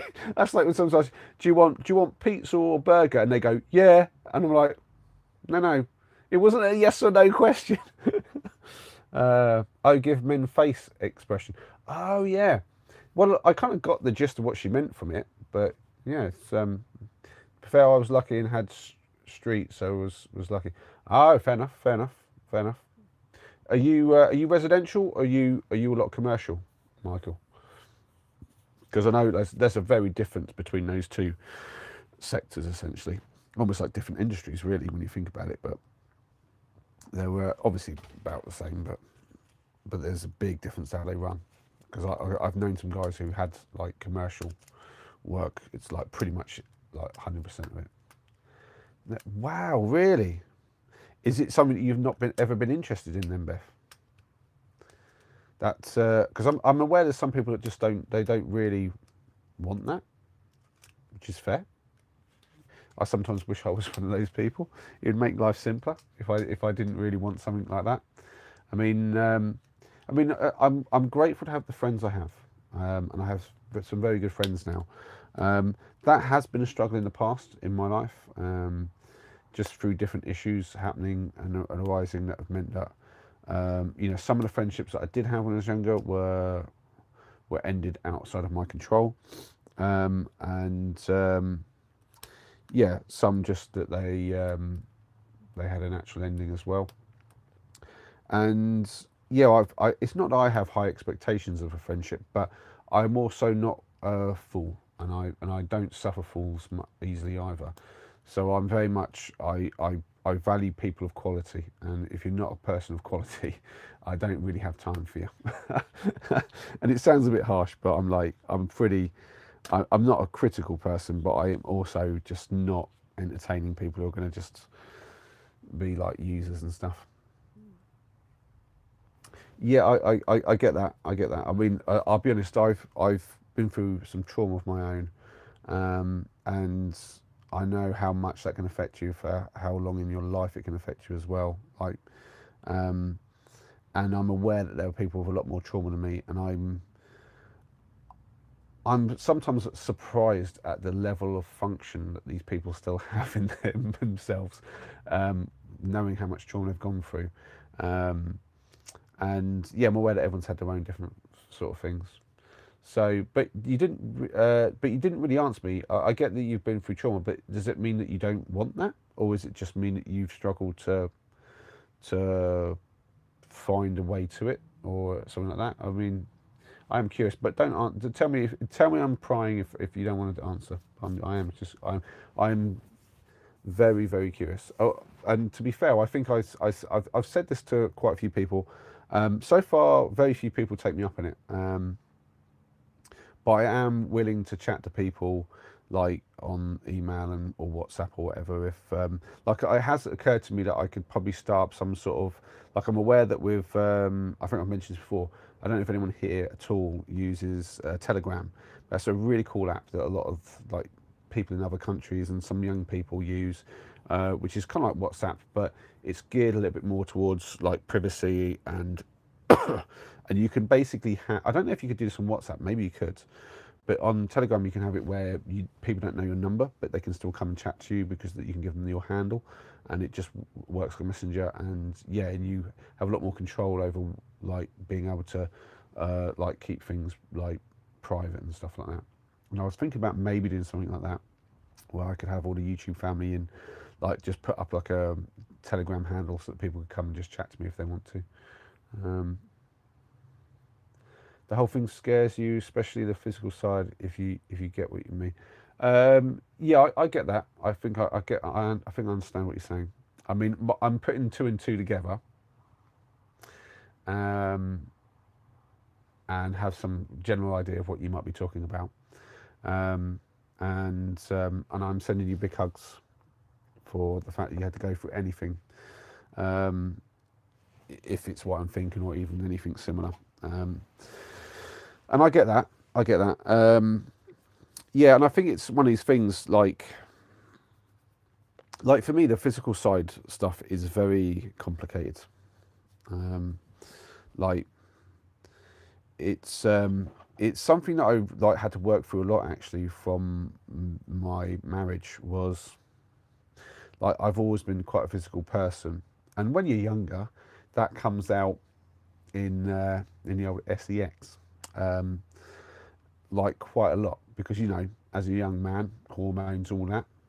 Um, but I realised as an older man that I not always seeking out that side of things so much as actual just genuine affection and somebody like wants to like you know like so there's things in my head that I'm aware that we were talking about the expectations before. So here's one of mine, and I'm not kidding you, right? This is something that I don't need or anything like that, but if anyone ever did it, I'd be like, it's like the sort of thing which is like, because sometimes in the early years, like Helen would do something similar to this, but it's that kind of thing where like I like cooking for somebody, right? And I've had a couple of women in here where I've cooked for them on a date and whatnot, and they'll always go, "Is there anything I can do?" And I'm like, "No, it's fine. You just, you know, relax. I've got everything, you know." And they're like, "I can chop something." I'm like, "No, it's fine. It's all good. I've got it all. I've got it all handled." Um, and in my head, all I really want to do is come over and give me a hug, and I'd love to be hugged while I'm cooking. Um, but yet that level of like initiation is not something that most women have, if I'm honest. Well, not the ones that I've been dating anyway. They don't generally initiate physical contact. Um, and yeah, and it's one of those things where it's like, that's the sort of thing in my head where I'm like, it'd be lovely to have somebody who just initiates physical contact like that and just shows affection. But yet it's so difficult to find, apparently.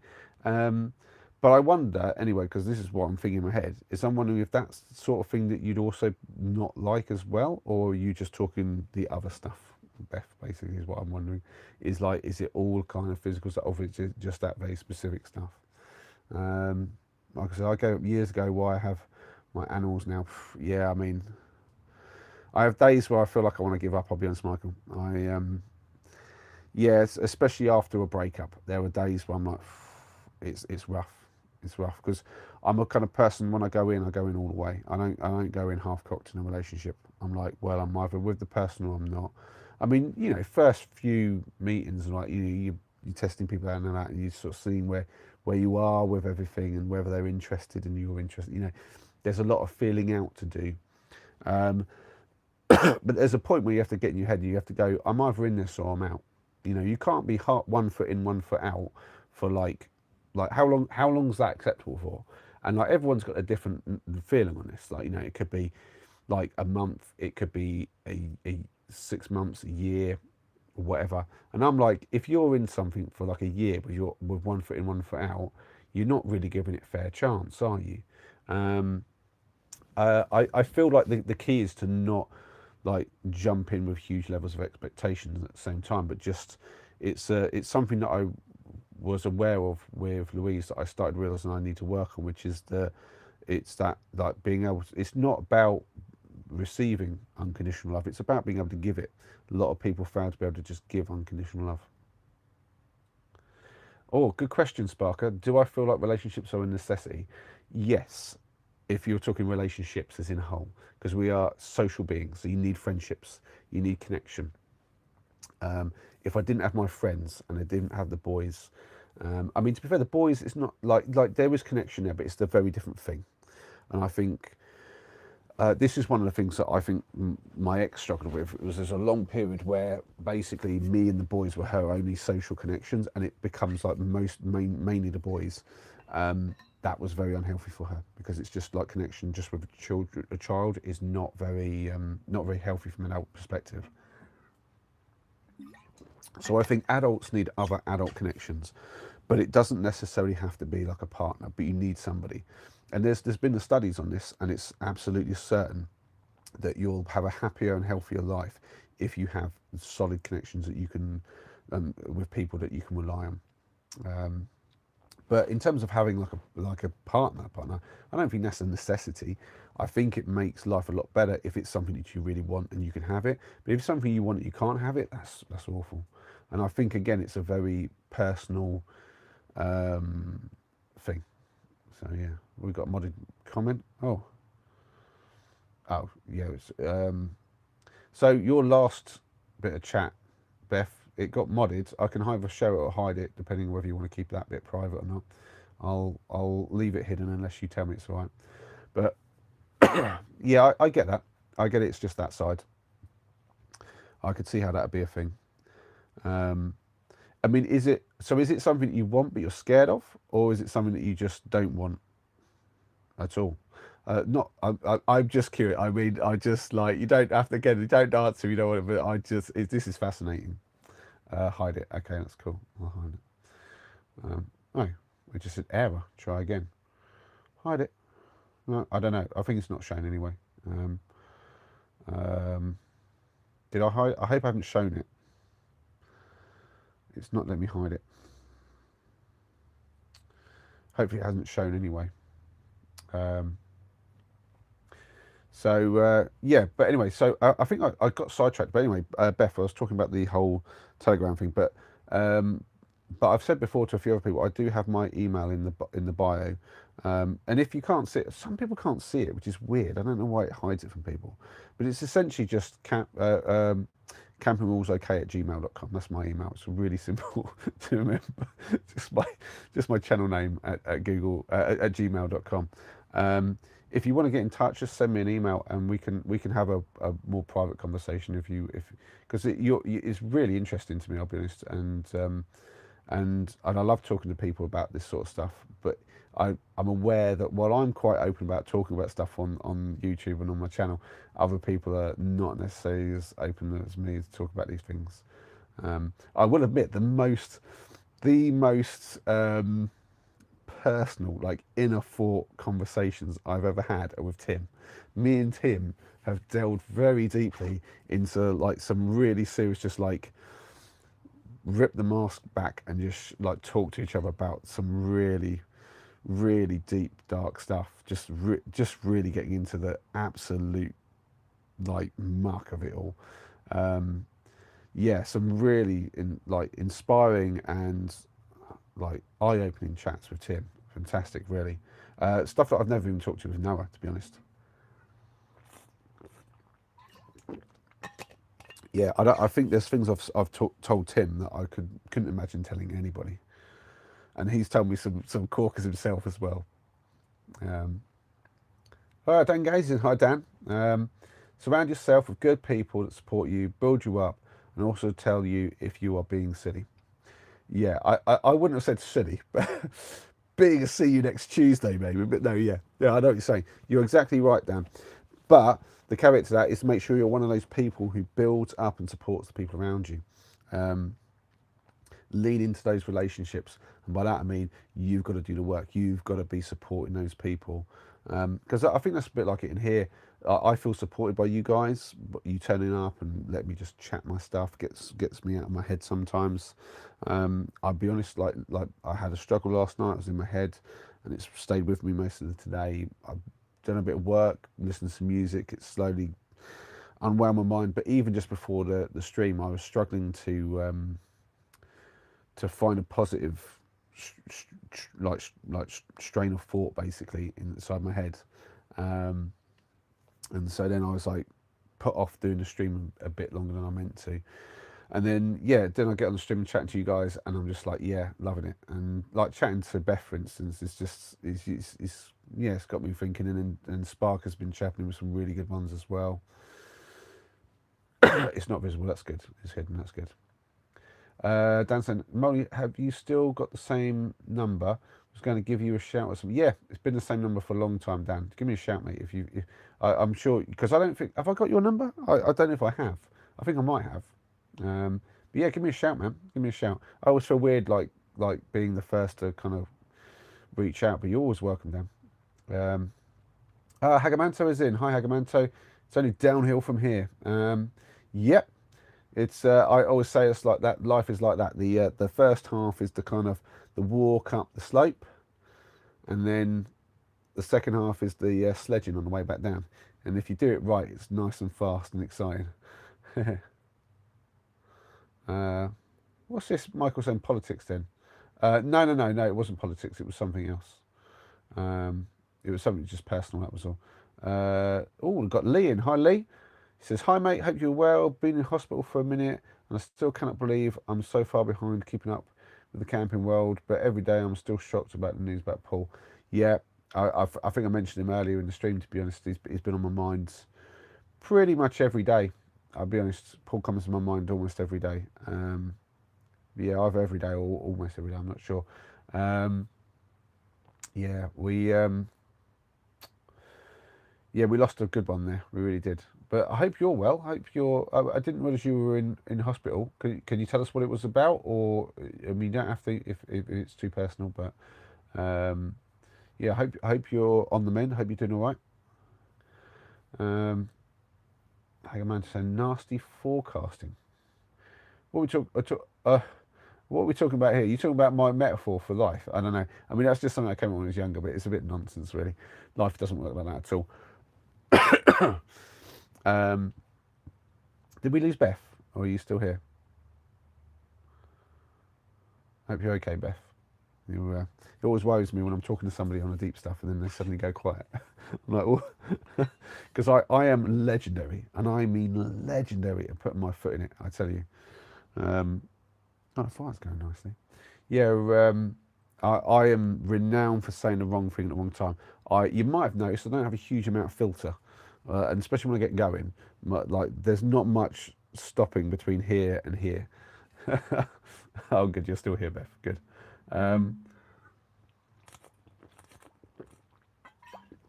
Oh dear. So is having a relationship. So we're gonna get back into it now. Yeah, still coughing. It's mostly just because I'm clearing it out now. So it's like everything's tickling. Like I've been bringing it all up as I've been working. I basically took the tact of doing my work very quickly in a short period of time over the last 2 days, but moving very fast, and that's kind of almost made it into like a bit more exercisey, kind of get the heart rate up a bit and get me breathing a bit heavier, and that kind of helps clear it all out. But I have to say, yeah, my throat is irritated as hell. It's not hurting. It's just there's a lot of gunk to come out. That's all. Spark saying, is Dan Gaze an imaginary friend, or is there a reason nobody else can see? What? Did you guys not see Dan Gaze? You joking?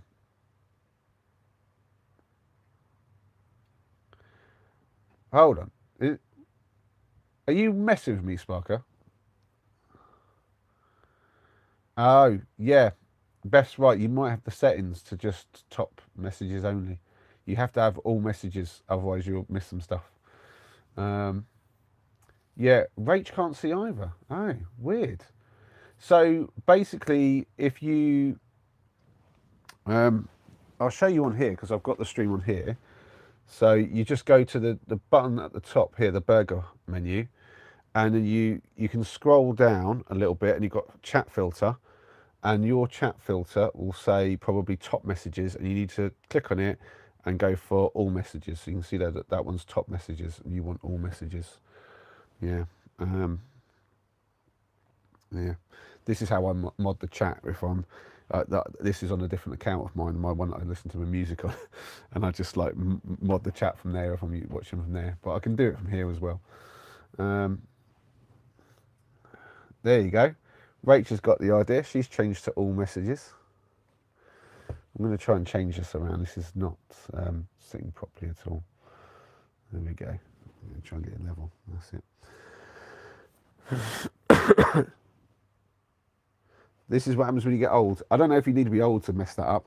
I mean, there were some young, some of the teenagers out there have no idea how to use YouTube and how to Google anything anymore.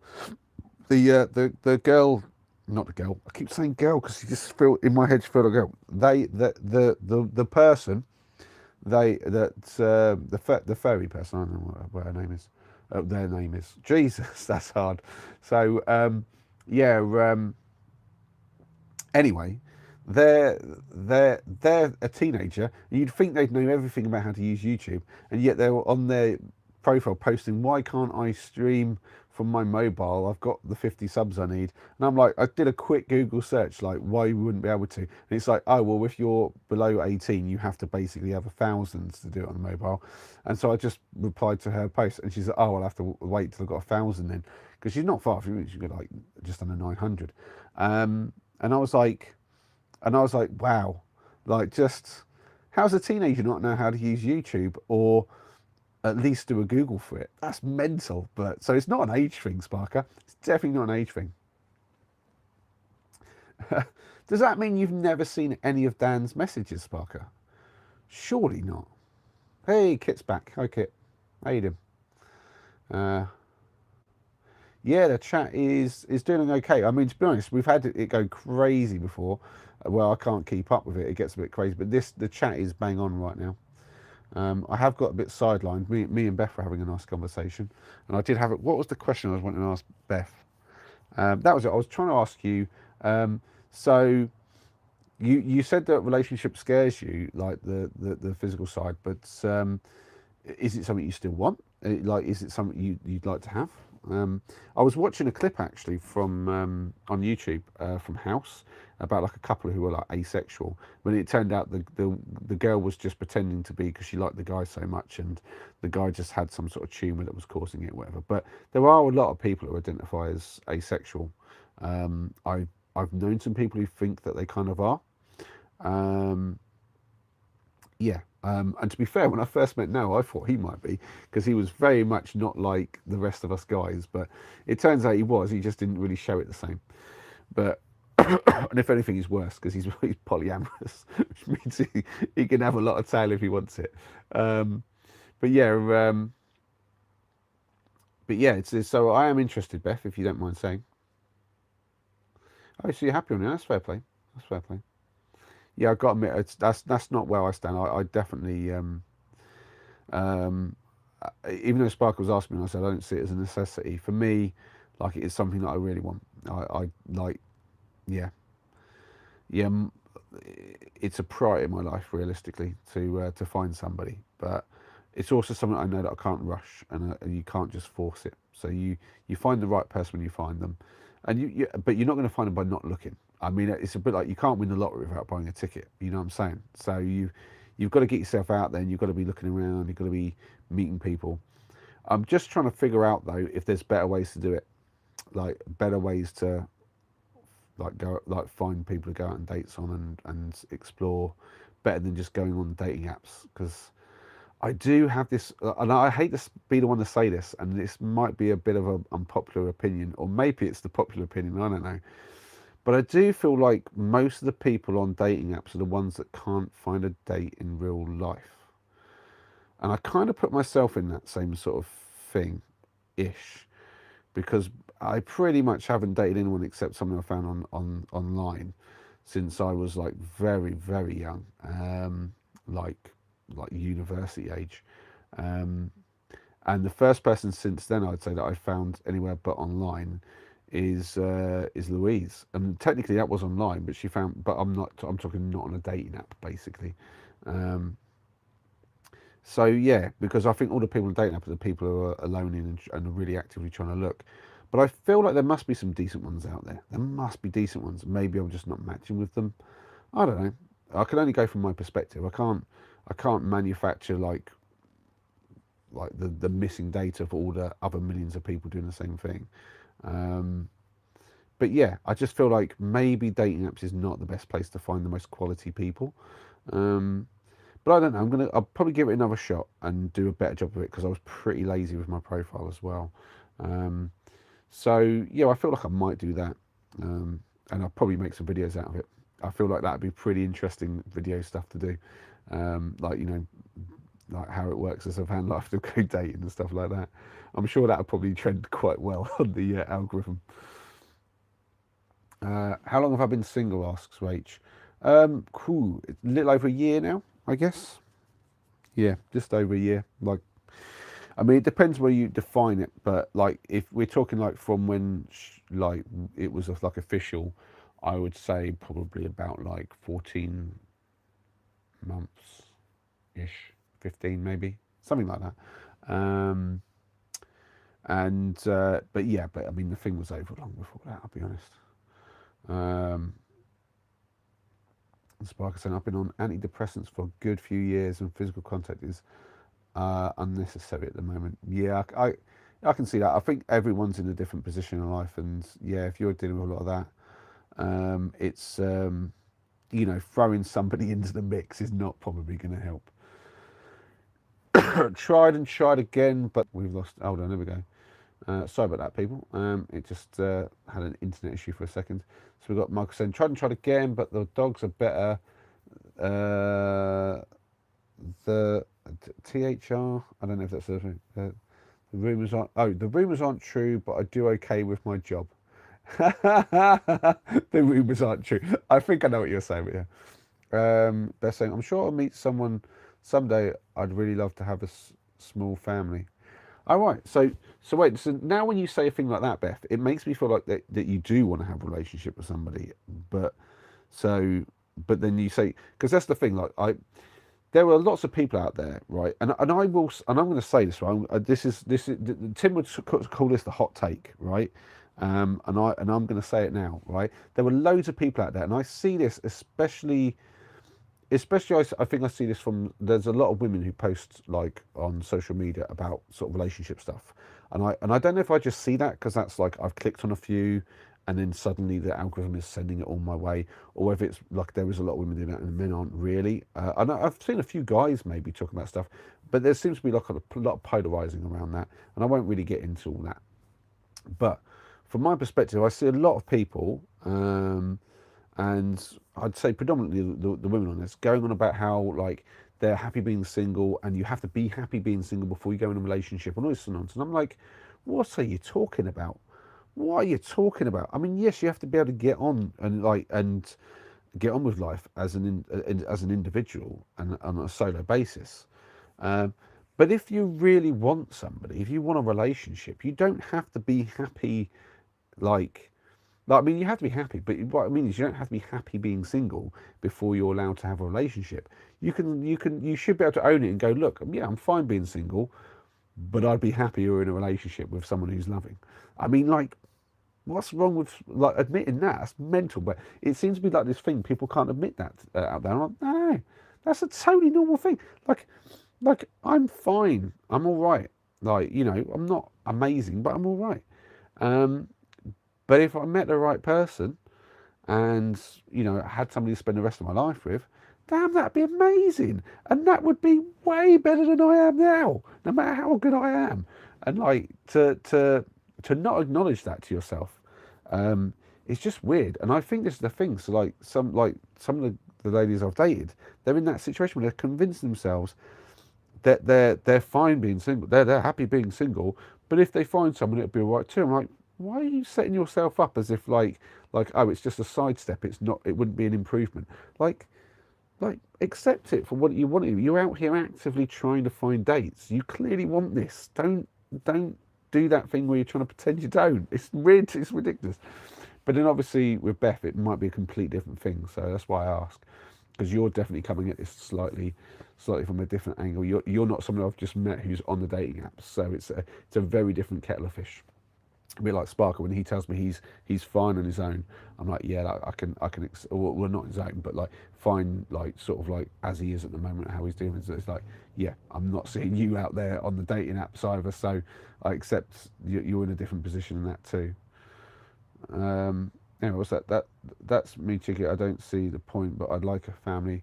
Don't get me wrong, it's hard work. Yeah, yeah, it's hard work. Yeah, any relationship is though. You've got to put the work in any relationship, even if it's a friendship. Uh,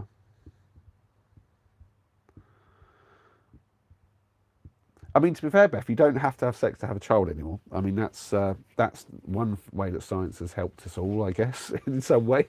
I don't know. Uh, sorry, yeah, I didn't mean it like that, Sparker. I almost forgot because you'd said you had a partner, so. Um, but it is a missus then, because you did the whole like it's a partner thing, and I wasn't sure if it was going to be a dude or a woman. I'll be honest. Maybe you said her at some point, but I didn't know if you did. Oh.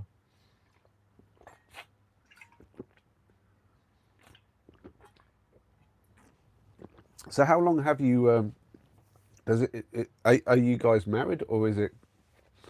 Um, and if you are, how long have you been, or at least how long have you been together, Sparker? Um,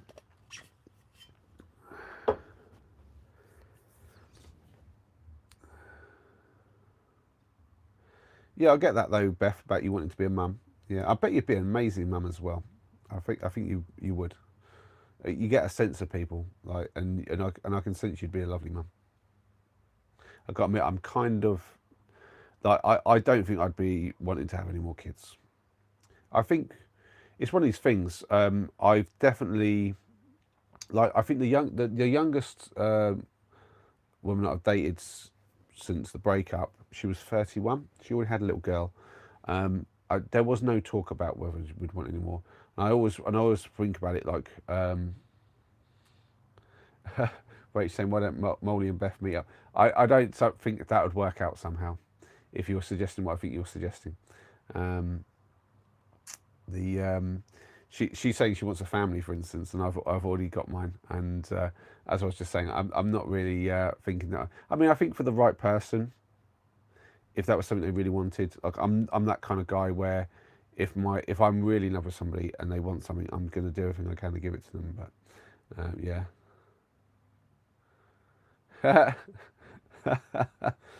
Ah, dear me. Best like not with me knocking back moonshine every day. I love how you call it moonshine as well. Is that actually like a kind of drink, or is it just like you're calling it that and it's not really that? I mean, I don't know. You say you're scared of the physical stuff, but then if you're knocking back the moonshine, you might be very susceptible. And then But no, I'm joking. I'm joking. Oh, dear me. No, I think it's already been established. I'm not geared towards that somehow. I mean, you want a healthy sex life, but I've been with some women where it's like, yeah, they kind of like they only get in the mood when they've been drinking, and it's like a bit like, yeah, it's not really fun. Um, so what about you, Rach? Are you single? You in a relationship? Not that but I'm curious. You're jumping in talking about me and Beth meeting up, but I don't know much about your situation. I don't think you've mentioned any of that. We know that Michael's on his own. Sparker's got his missus, and I'm on my own.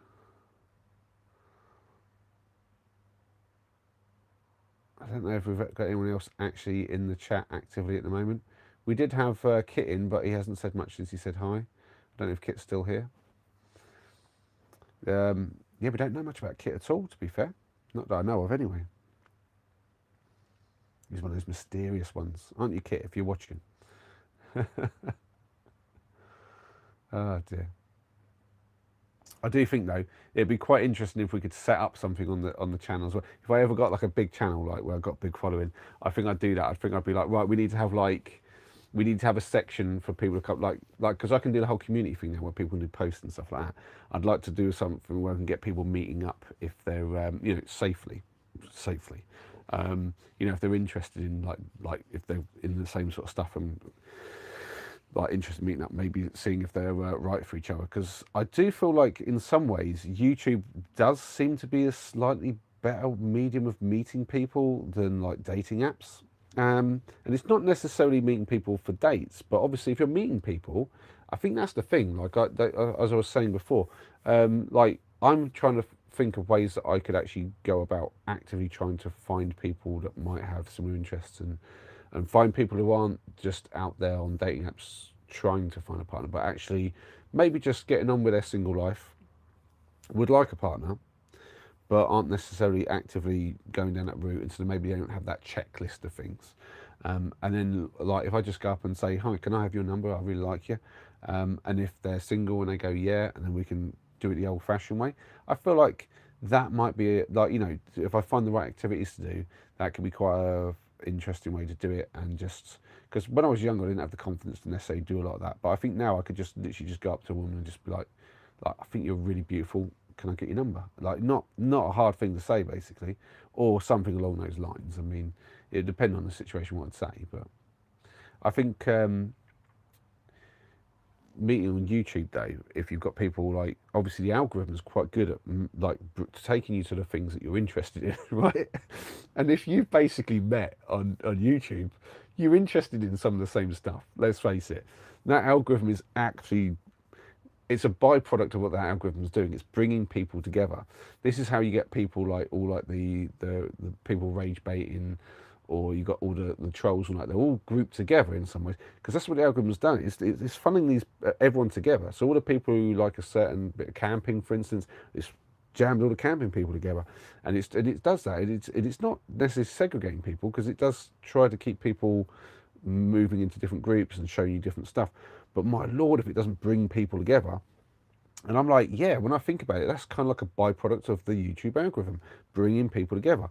And it's surely going to be a powerful tool if you can find a way to utilize it to get people, not only just friendships, but also like, relationships and stuff. Like, it'd be pretty awesome to be able to like somehow hack it into doing that. It'd be brilliant. Um,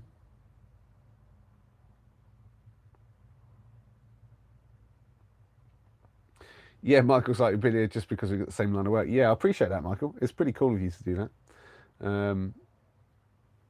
What other sort of things do you watch on YouTube, though, Michael? I am curious. Are you like a guy who watches like camping, or are you into like, what are you into? But I can't list everything that's on YouTube, obviously, but you just tell me what you're up to. I could be the new Cilla Black, yeah. No, I don't drink at all, Beth. Not at all. Not one drop. Um, I'm a proper teetotaler. Oh, Rach said she's married to the lovely Tony. Oh, yeah, you have told me about Tony. I remember now. Sorry, Rach. I've told this to Beth. My memory of these little details is atrocious, and I apologise. Um, yeah, I remember you saying. Yeah, no, I don't drink at all, but I don't judge people who do. I do notice if somebody's like relying on it and is maybe like a bit of a functional alcoholic, and I might try to sort of support them with it if they're somebody who I feel like it's my role to be supportive in that way. Like my brother had a bit of an issue for a little while there, and it was affecting like my nephew, and I didn't say anything directly to him, but there was some like I tried to sort of drop some sort of like words about it to him, and then I think my mum sort of like got involved as well, because she started to get really worried about it, and then he kind of like sorted himself out after a few people telling him. But yeah, but I don't begrudge people that. But I guess, and one question I would have for you, because if you don't mind me asking this here, but again, this is a really personal question, Beth, so don't answer this if you don't want to. Because you say you drink on a daily basis, and then something you said on the post last night made me feel like you were doing that to kind of like almost like numb some feelings and stuff. or along that sort of lines where you're not happy, so it's kind of just how you're dealing with stuff. Do you think if you were in a loving relationship that you would still do that, or do you think that might help you with that? I don't know.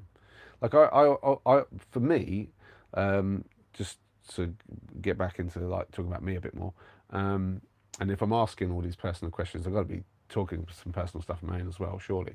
For me, it's not that being with somebody like it sort of like, I mean, obviously there's that certain amount of like I talk about the parent shaped hole, right? So there's a lot of songs, and there's one called the God shaped hole in us or something like that. It's called by an artist that I used to listen to a long time ago, um, and I don't think of it like that. And I'm going to touch mildly on religion here, just a little bit, but I'm not actually going to talk about religion. But like I do see that a lot of religion is a bit of this, but it's different things as well. So like it can be your work, it can be your relationship, it can be a lot of different things. But you often try to fill out what I call the parent-shaped hole, which is that like, and it can form in different ways. So like for instance, you might have somebody who, for instance, had a really loving parents who were like would spoil that kid, give them a lot of attention because they did little things when they were younger.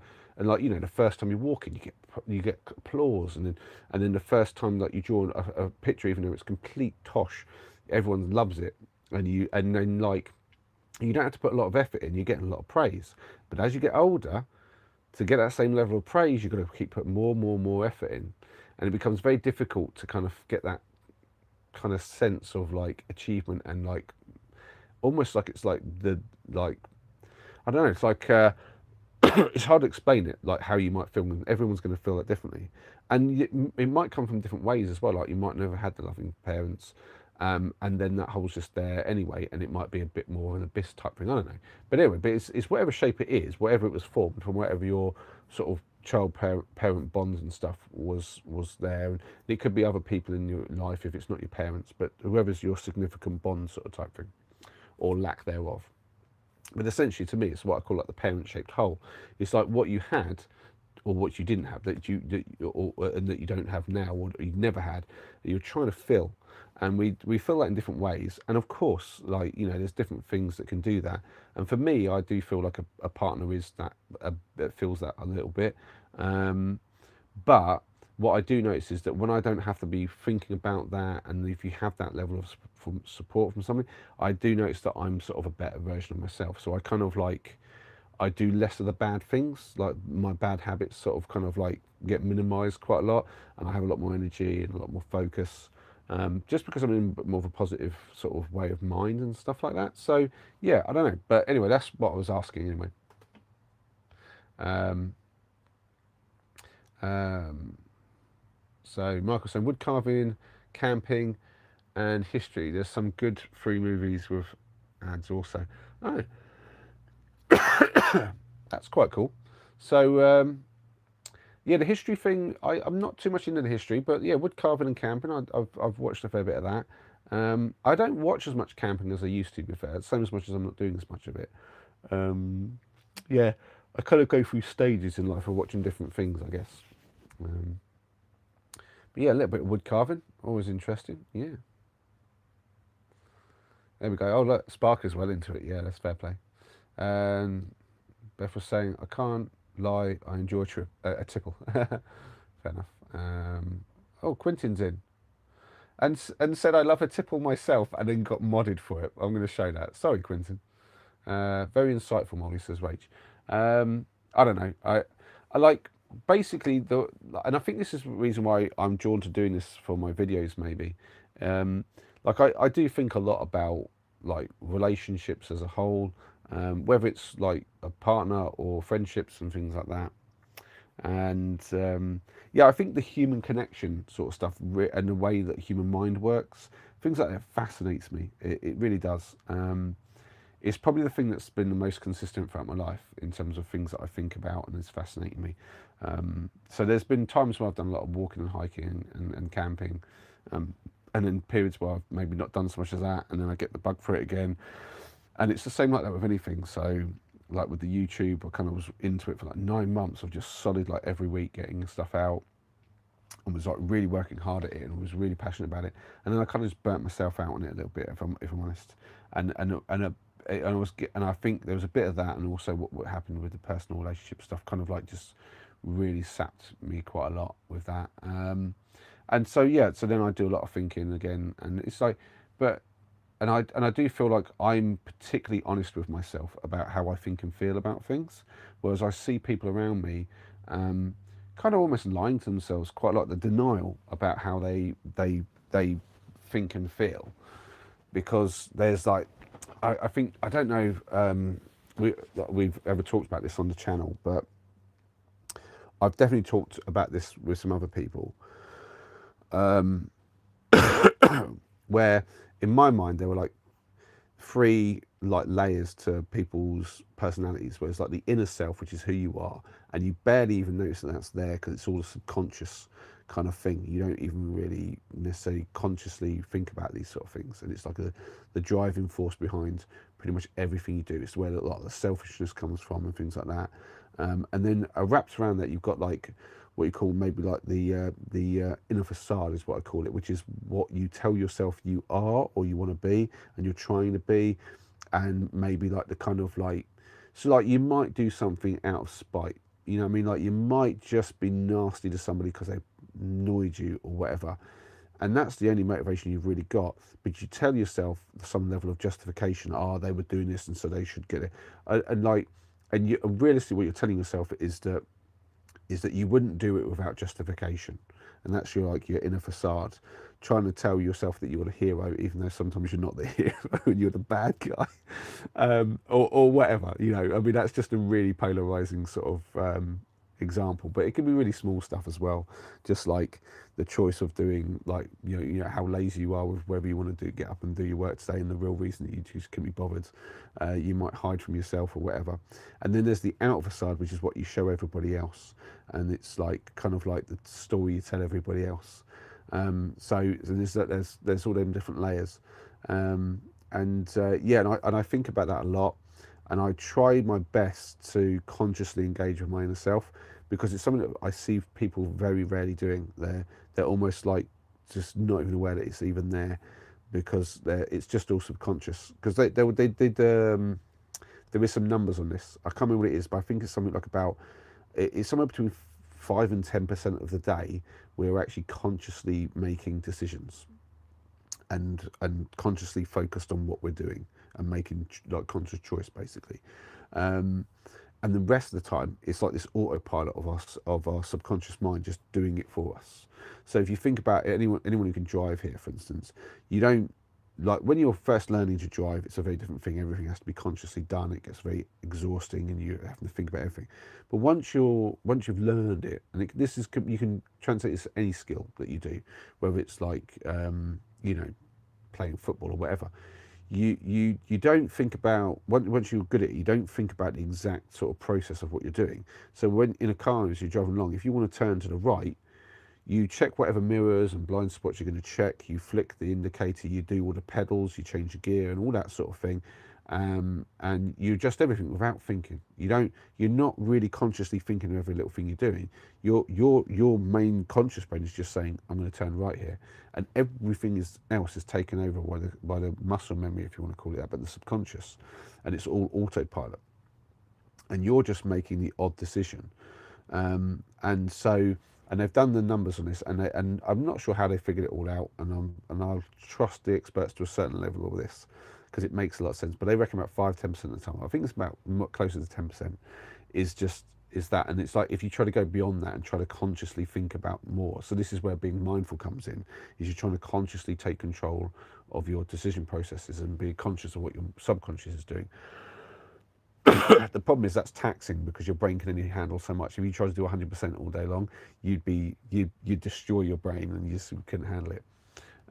But I try to be at least very good at consciously trying to work out like where it came from, like what my subconscious was doing, what that inner self was up to. The autopilot, as Parker has said, yeah. So what we've got here, we've got Michael saying, I fish in camp at least once a month with the good dog. Nice, yeah. That's fair enough. I keep wanting to do that with Henry. Henry loves fishing, and we're slowly but surely pushing him into doing some schoolwork where, like, him learning about how to fish for certain fish is going to be kind of like, like getting him into some better skills of it, and not him just going down with his rod and making it up as he goes along. I want him to actually learn some proper skills, and I want him to, like, and I'm using it to get him to do research and how to, like, put his research into proper formatting, and just like basically, including in his schoolwork.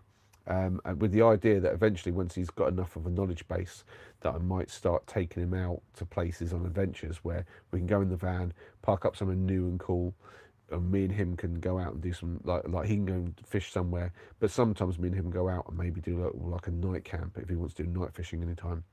We can do, and I can do the camping part, and we can stream it, and he can do his fishing. So we did a little bit of that, like camp, like fishing, and I did a little bit of fire and all that. I had a great ooze when Ethan was doing his table tennis tournament. But I'm talking about like a full on like night fish type thing with a full camp. Be quite good.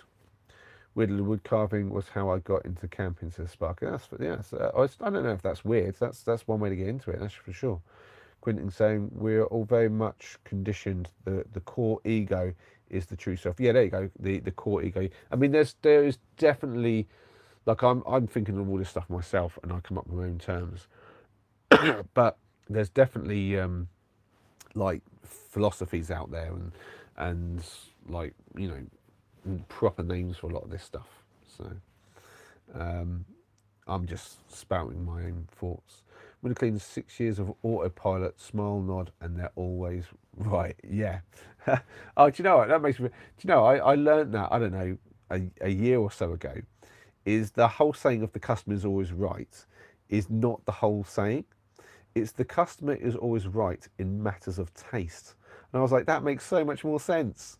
That makes so much more sense, which is basically like, if the customer says they want to buy this gaudy nonsense, you don't say to them, "Oh, that's not very good. You don't want to buy that," because you're going to put off a sale. You just you go, "Oh yeah, of course, it's lovely. Yeah, you buy what you want to buy."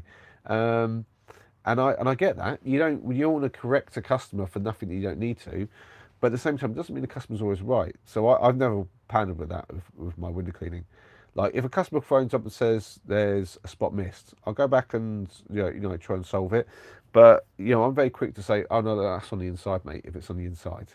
Um, I did have a customer, and I tell you, I think we might have lost them because basically they were on the list. I started cleaning the windows, and the husband is 2 doors down, and he literally looks at me and sees me going up the ladder to clean the window, right? And he's talking to somebody like 2 doors down, basically in between him and this neighbour he's talking to. There's a whole building site going on, and I'm like, okay, whatever, carry on. And the windows are filthy because it's a bit of a building site there, and I'm like, it looks like they've done the worst of it, and they're probably going to have to do a bit more, but they've done the worst part, which was going to be the most mess on the windows. And I've done this, and I'm in the middle of doing this top window, and it's like the hardest window in the whole thing. So I'm there like struggling away, and then the wife comes out and goes, "Oh, sorry, I'm not sure if we want you right now." I'm like, "Well, okay, yes or no, really, because I'm going to stop if you don't want me here." And she's like, "I'm not really sure. I need to check with my husband." I went, "Well, do you want to check with him then?" And she's like, "Oh, well," and then she starts giving me all wishy-washy, and I realise, "You want me to come down and go check with him?" And she's like, "Yeah, if you could." I'm like, "Oh, here we go." So I've had to go down the ladder, and I walk around to her husband, who's already eyeballed me, and I know he sees I'm here. And I'm like, "Dude, you could have walked around, bit of courtesy. You don't want me here. I've already wasted my time walking from my vehicle to your house." Um, Luckily, I'd done another job just down the road, so I hadn't had to drive all the way out there for them. Um, but I'm like, "Dude, like, you could have at any point stopped your conversation, come around, told me, and said, 'Sorry, leave it today.'" And to put the roles reversed, that's exactly what I'd have done. I'd have walked around, and I'd have done one of two things. I'd either let me do the clean, because, like, okay, he's turned up now, he's got to do the job, or I'd turn around and say, or come around and say, "Sorry, mate, we don't need you today, but like, here, take a fiver for your time, for your trouble, but like, we don't need you to do the rest of the job." But he's literally just stood there, eyeballed me, carried on with his conversations. Wife's come out, given me like a, "Oh, we don't know." So then I've had to go down the ladder, walk around to the husband, said, "Oh, mate, your wife says you might not want me today. She wants you to make a decision on it." And he's like, "Oh no, leave it, leave it." And I'm like, "Okay, no problem." And then so I start to walk back to get my ladder and stuff, and he kind of like starts to walk back with me. So I think I take the opportunity. I just sort of mention, I say, just give you a little heads up next time. If you've got building work or anything like this, or there's any reason, like maybe going on holiday or something, if you don't need us to come out to do a clean, if you could call the number or send a text, just to let us know and put the software however long you need it, just so I don't have to sort of waste my time coming out. It'd be quite useful. And I wouldn't normally say this, but he wasn't apologetic or anything. Like he was like just couldn't give a damn about having wasted my time. So I was like, I'm gonna like just let him know, just because I'm like, I don't really want him wasting my time again, and I want him to be aware that he has. Um, and of course, he phoned up and tried to make a complaint about me for my poor attitude. So I just tell my parents they're the ones who run the business these days. Because I tell you, if I was still running the business, he'd have told me that. Like if I'd literally just take him off the book and be like, this guy's not getting another clean, because it was bang out of order. I'm like, dude, you don't turn a guy away. Like the general policy is, if I turn up to do the job, if I can't do the full job because something the customer's done, I'm still charging the full price, because I've got a sheet of work, I've got to earn my money, and that's the company policy as a whole. Just if I can't do a window because you've got a car in the way, I'll give you an opportunity to move it. But if you're not there to move it, or if you can't, I'll leave the window. I'm still charging you. Um, and I'm like, dude should have got charged for this because I've turned up. I mean, if you call a locksmith out and he turns up and then you go, oh, actually, mate, don't need you, he's still going to give you a bill. If the old drain doctors turn up, and the same thing, anyone turns up at your door, you're already paying because they've turned up. That's call out fee. And I'm like, I've turned up, dude. I've got a ladder at your window. I'm cleaning. I've cleaned a window already, and you're not going to reach in your pocket and make right, or at least apologise and say sorry for wasting your time, mate. No, but you've got every bit of effort to phone up and have a complaint about me for just explaining very politely that you should definitely let us know in future if you can't have us. I'm like, wow, some people. So I said to them, don't bother sending me to that job again. Jeez. Oh man. So yeah, long story short, the customer's not always right. Uh, I don't start with the honest honesty. I've gone in, cleaned the spot, and everything charged for it. Yeah, I mean, to be fair, I generally go to the tact of like I'll show them and go, yeah, I think that's on the inside, and I'm very polite about it. I say, if you want, I can come and clean the insides, and if they're like, oh yeah, if you don't mind, I say, yeah, it's no problem. I'll just add it to the bill. And then but then if they're nice people who always tip me or something, like there's one lady who she sometimes asks me to do inside, and she always pays extra. Um, but like if she ever goes, oh, could you? I'll be like, yeah, no problem. And I just like the last time I was there, I think I noticed that the frames were and the inside were a bit like ringing just on their kitchen window. And I was like, yeah, no problem. I'm just going to clean that up. And no, I didn't charge her anymore because she's a lovely lady and she like tips me at Christmas and stuff. So yeah, cool. Do you know what? Yesterday put me in a good mood. I was cleaning the house and they pay online. And the guy comes out as I'm finishing up, just gives me a £10 tip for Christmas. I was like, just so few of them anymore. The first year when I was cleaning, like I went around and literally had like loads of Christmas cards that I just basically wrote out, just say um, to my loyal customer, and it had the Merry Christmas from your window cleaner, Alan, and I just basically gave everyone a Christmas card when I was like basically knocking on the door for payment. And most people would say, "I'll keep the change for Christmas." I got so many Christmas tips that year; it was crazy. But like, I've got like a guy, like one of the guys, he like tipped me 20 quid for like Christmas, and that's about the same as just the whole clean.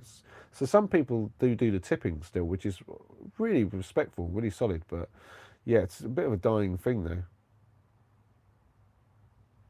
Oh, hi Noah, good to see you, Ed. I tell you what, I don't have as many great stories as a window cleaner. I'm just responding to Quintin here, as some others. Like, I mean, Quintin, you might. I mean, to be fair, you'll find some of this interesting. Like, I've seen some old ladies and some fat old men in the buff because they've been caught short and stuff like that. But like, I've never once like come across anyone like good looking in that way.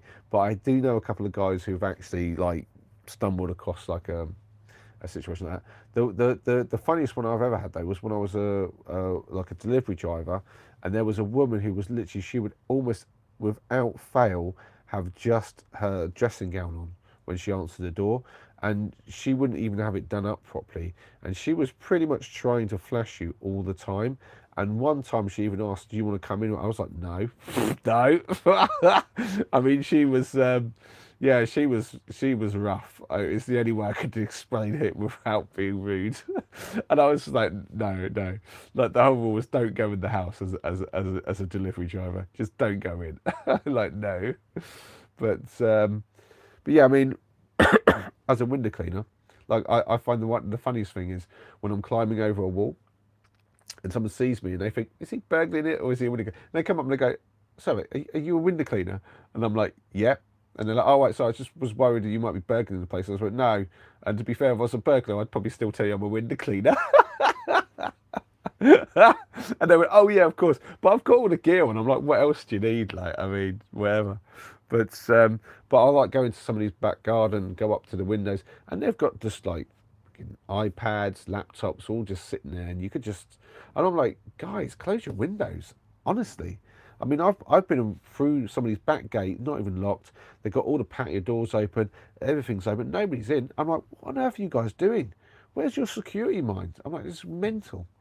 But there was, and this leads to like the company that I started for. I only worked for a few months for. They apparently, not long after I like well, I don't know, about a year or so after I'd been working for them, I heard from another guy who came to work for me. They had a bit of trouble because they had two guys who came to work for them. They worked for them for a few months and then sort of like disappeared overnight. But at the same time, a load of, like, basically around that same time, a load of people on that round got basically robbed, and the police put it one and one, like two and two together, and came up with the fact that all these people had the same window cleaner.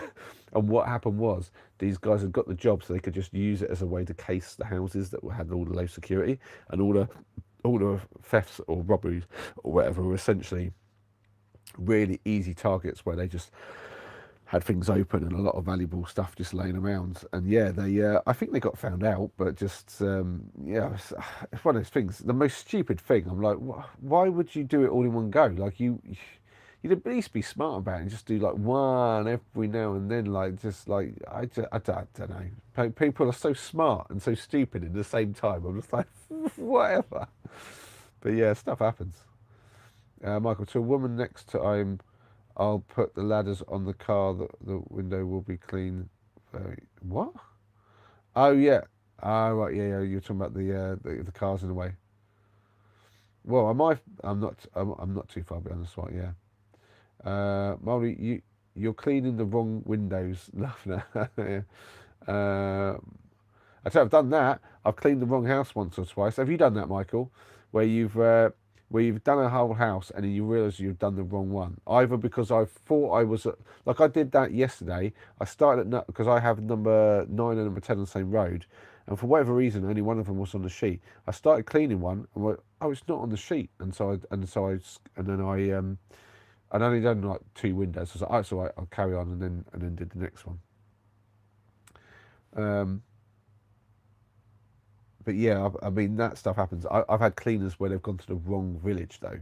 So like we clean like in Ampthill and in Malden, and they have the same road name in the 2 places. And they've gone to like I don't know, it's like Station Road in the same place or whatever. And they've gone to Station Road in one, cleaned it, and then phoned me up moaning about how bad the windows were. Like it took forever to clean them, and it should have been like a big charge, and it's like the wrong price. I'm like, dude, what are you talking about? Where are you? And they're like, well, I'm at such and such road. I'm like, yeah, okay.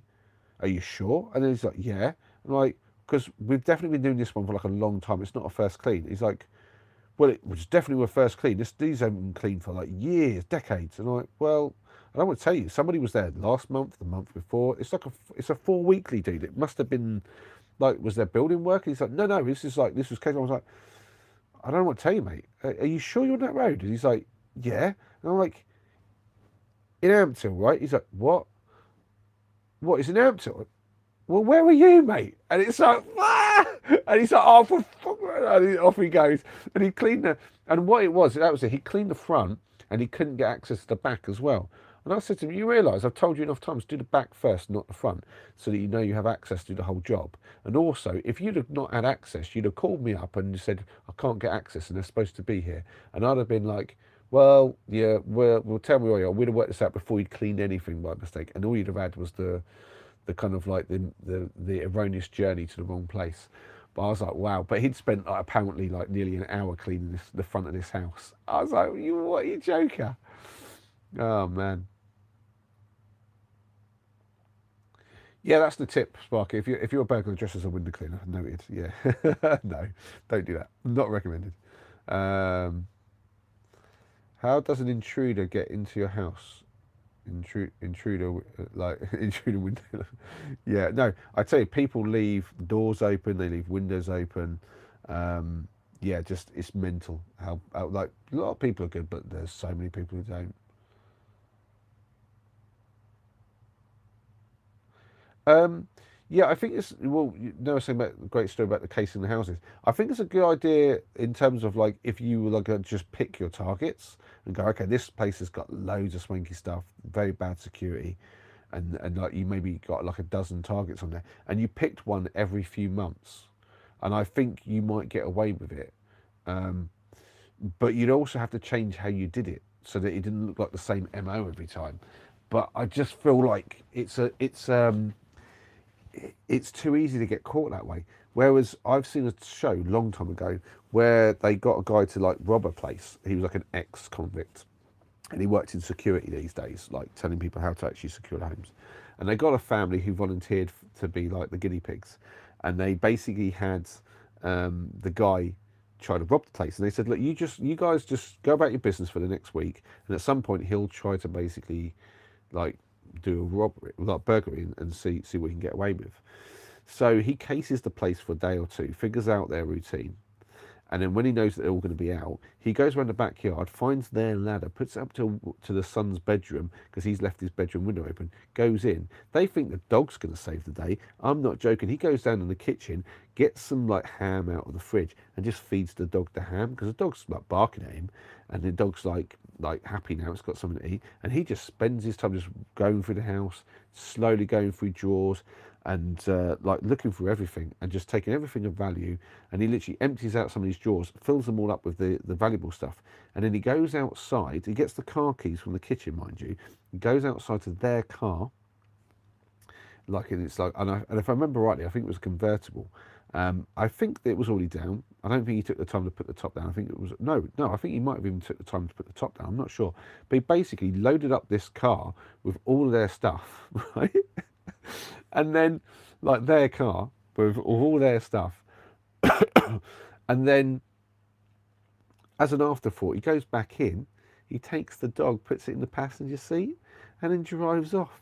They come home later, they can't believe it. House is ransacked, loads of stuff is gone. And they're like, "Where's the dog?" And they're like, "Oh, he took the dog as well." And so then when he brought it all back, and they're like, "Why'd you take the dog?" And he's like, "Well, I thought my daughter would like it." Just to make the point, you lost everything. I was like, wow. But just the feeling of just like violation that someone could have just done that. And I'm like, yeah, and that stuff's happened to like my like parents' neighbours before, where like they've just gone in while they were home, and like just walked in the back door, took car keys, wallets, and stuff, and then out to the car, driven off. And it's like it just happens. People are like brazen with that, but they usually case a place for a few days, and then if they think it's a soft target, then go in. So I don't think you need to do the window cleaning thing to case any place. To be fair, and I think if anything, it's a bad idea because you're basically you're leaving a trail of who you are. So yeah, um, but yeah, crazy stories out there, crazy. Anyway, so what's this? I need to go back. I could not window clean. I'm scared of heights. I would have to be bungalows for me. Actually, to be fair, these days, Quintin, most people use that pole system. They don't use ladders anymore. I'm a traditional cleaner, so I use the ladders. No, it's a bad idea. I tell you, there's plenty of all the people out there who do it know what they're doing, and they know better than me what they're up to. But it is a fascinating thing that someone would do that, but it's also awful. Just the level of violation. It really is. What happens if the local window cleaner? What's that? I mean? GT Gaming saying, hey, hi GT Gaming. Good to have you in. Or GT Gaming fan. Yeah. It sounds like Gracie because it got a fan at the end. Michael saying, I can personally say I've felt with a few gypsies over the years.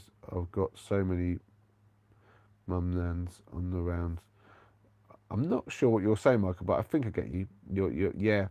There's definitely you've dealt with a few gypsies over the years. Yeah, well, yeah, there's definitely some people with some bad reps out there. Hey, ladies in. Hi, lady. I'm good. How are you? Um, oh yeah, I've got so many stories about the window cleaning. No, you're right now, and that some of the stuff that the cleaners used to do, mental.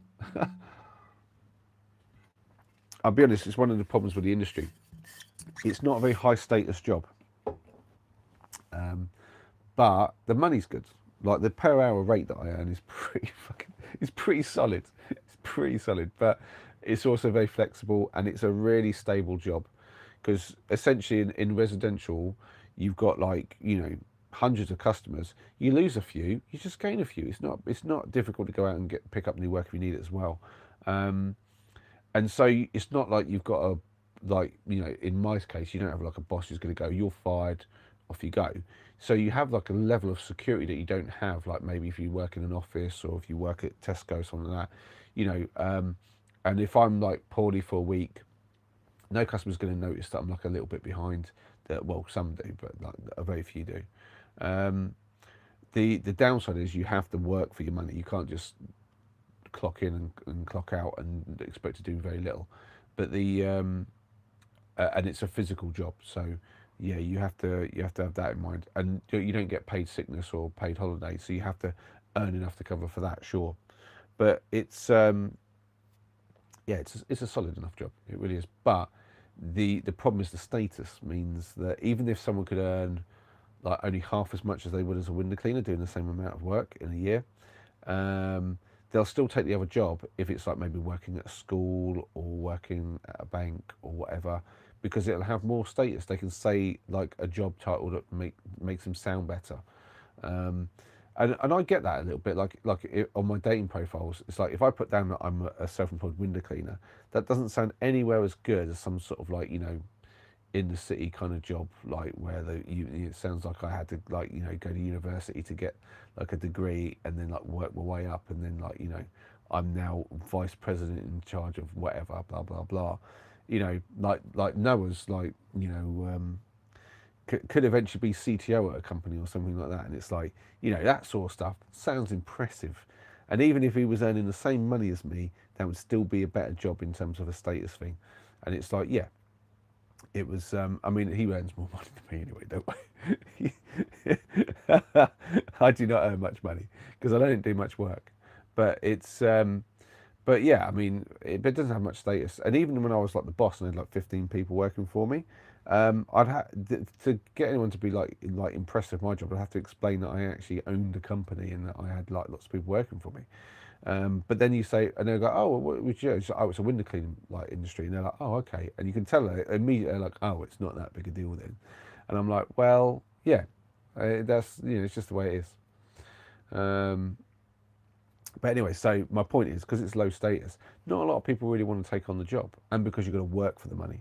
Again, not a lot of people want to take the job. And then there's the last bit, like what Spike was saying about the heights and things. So you end up with bottom of the barrel kind of people.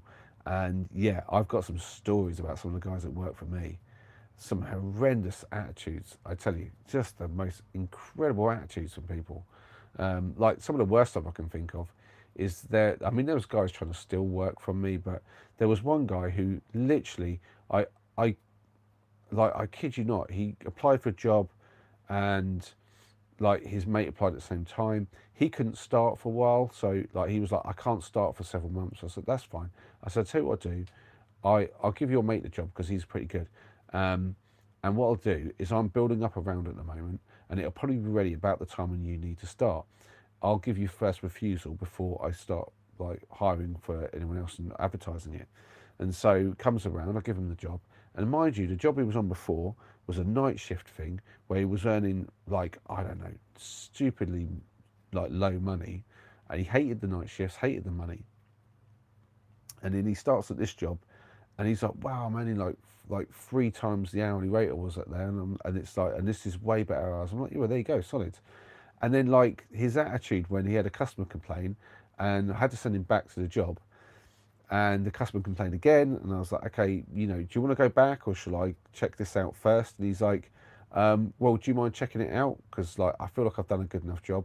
So I said, "Yeah, no problem." So I went over, checked it myself, and I was like, "Yeah, he hasn't done a lot of stuff that he should have done." So I called him over, and his attitude when I was trying to explain to him that he was supposed to clean this bit and that bit, and the customer paid for some extra stuff, and he hadn't done the extra stuff. I'm like, "Dude, they're paying, they're expecting it," and his attitude the whole time, I was like, "Dude, honestly."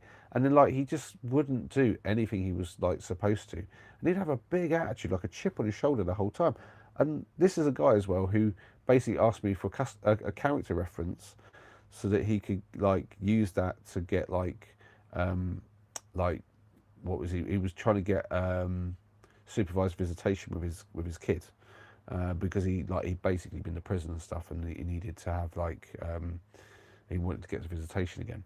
And I was like, "Yeah, sure, I can help you with that." But then he started all this nonsense up, and I was like, "Dude, honestly, I've gone the bat for you, and I've given you a way better job than you were on, and this is your attitude." And I'm not talking like he was doing it for years. This is like, I don't know, 6 to 9 months in. Like his attitude was just so bad. I was like, "Wow, dude, where's the appreciation for this?" It's crazy. Um,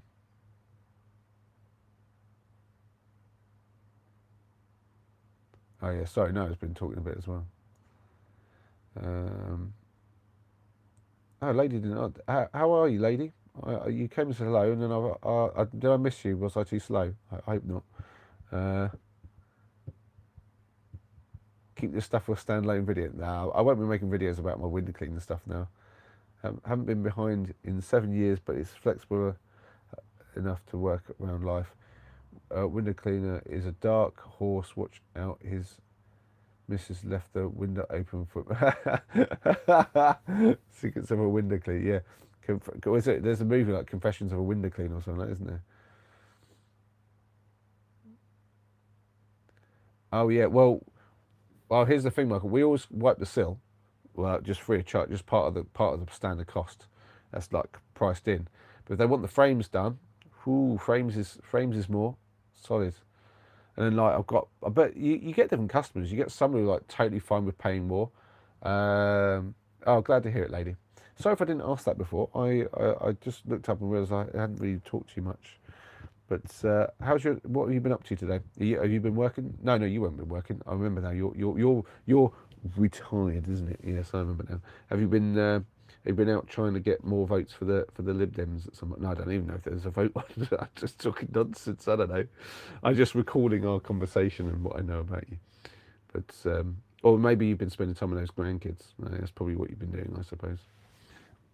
Old the role of a grandparent. It's got to be done, isn't it?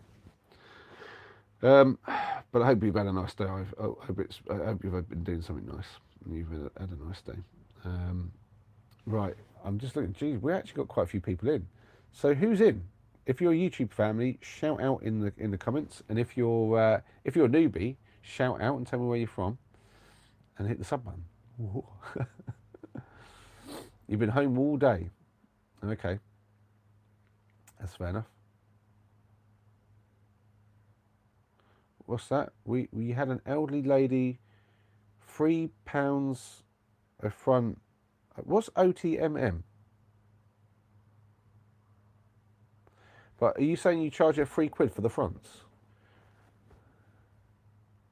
And she tipped 20 quid. Yeah.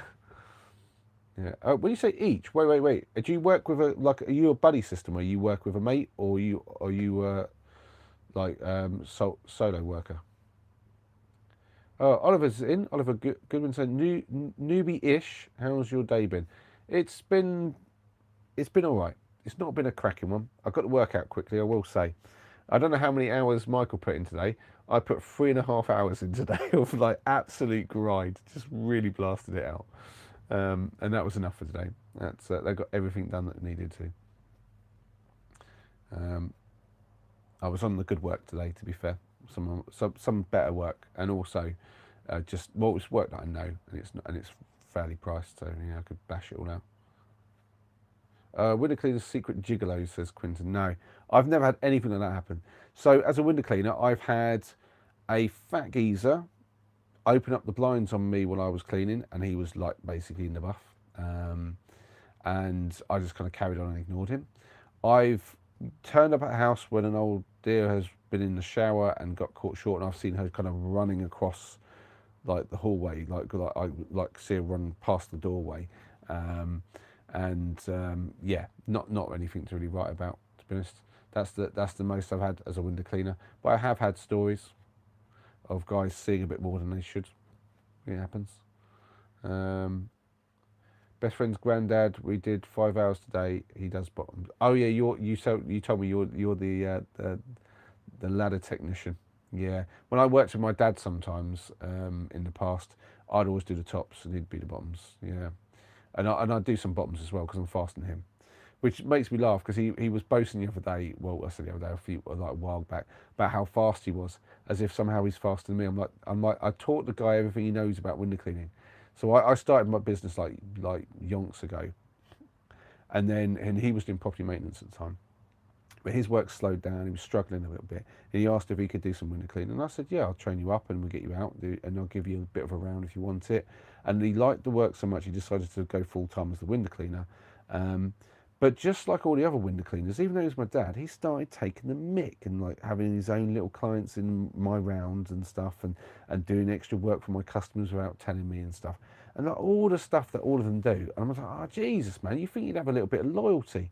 You're my dad, and like you just like, and you wanted a job, and I've helped you out a bit, and you've just like done me just like everybody else. Nice one. Um, but yeah, but what was I saying? Yeah, but then then he had a few years where he wasn't doing it, and he was doing some of the canvassing instead. And then he went back into it when they took over the business, and he has some sort of idea somehow like he's better window cleaner than me, and I'm like, nah, dude, I've got like years on you, and not to mention I'm just smarter than him, so I worked out a lot of stuff that he didn't. And the proof is in the pudding as well, because I've never had a big accident where I've hurt myself badly. The worst I've had is the ladder slipped a bit one time, and I managed to graze up my leg, and then I've had a slight slip on a roof one time and grazed my other leg. But we're talking grazing, we're not talking anything like major. Whereas he's fallen off and snapped his foot clean off.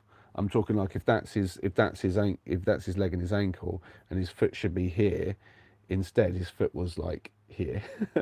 I'm like, wow. When I turned up in that scene, and oh geez, and having to watch the old paramedics trying to shift it back on the place before they moved him and stuff.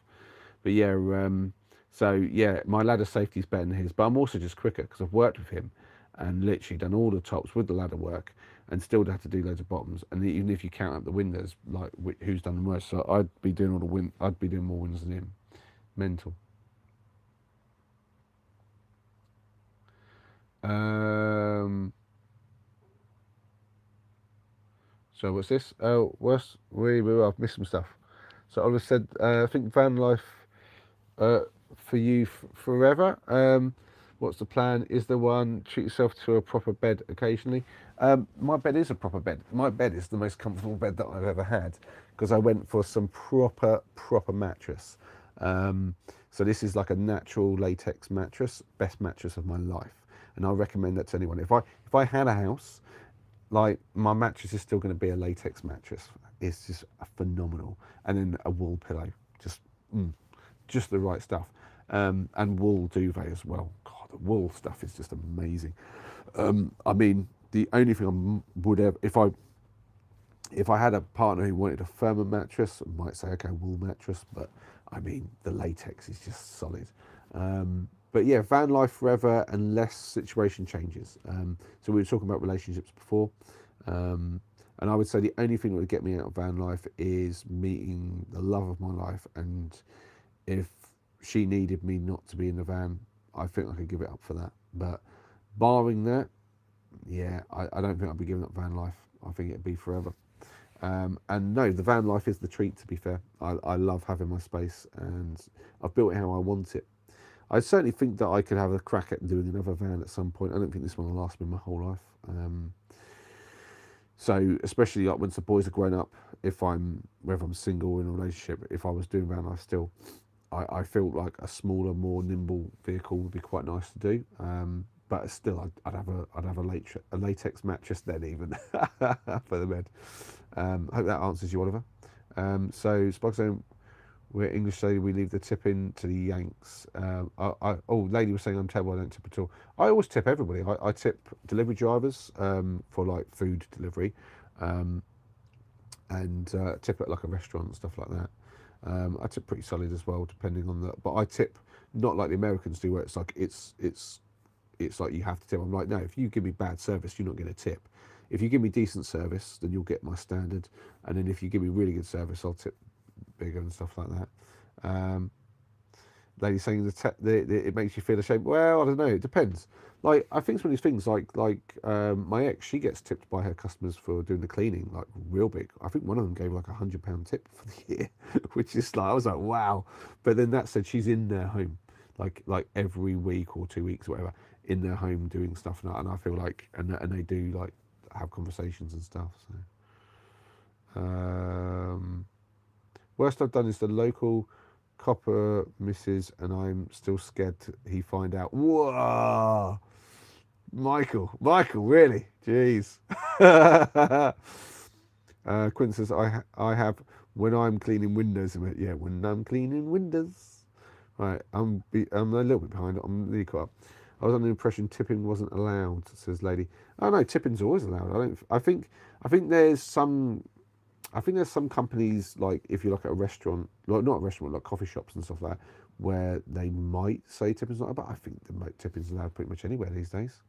Geez, you're even allowed to tip the dealers at the poker table these days. If it used to be a whole thing you couldn't, but yeah. He was saying, WTF, never seen you stream this late. How late is it? Oh, it is late. Yeah, I've been streaming a long while. I've just got chatting. That's what's happened, Human. It's been good chat as well. We've had really good chat. I've got onto everything, to be honest. I'd rather be doing this than anything else, to be fair. Better than watching a movie or anything. Or like, I've got an episode of One Punch Man to watch. About that. That's about the best I've got to do other than chat to you guys. So yeah. The wrist, I fell off the ladder once and actually landed on a bed.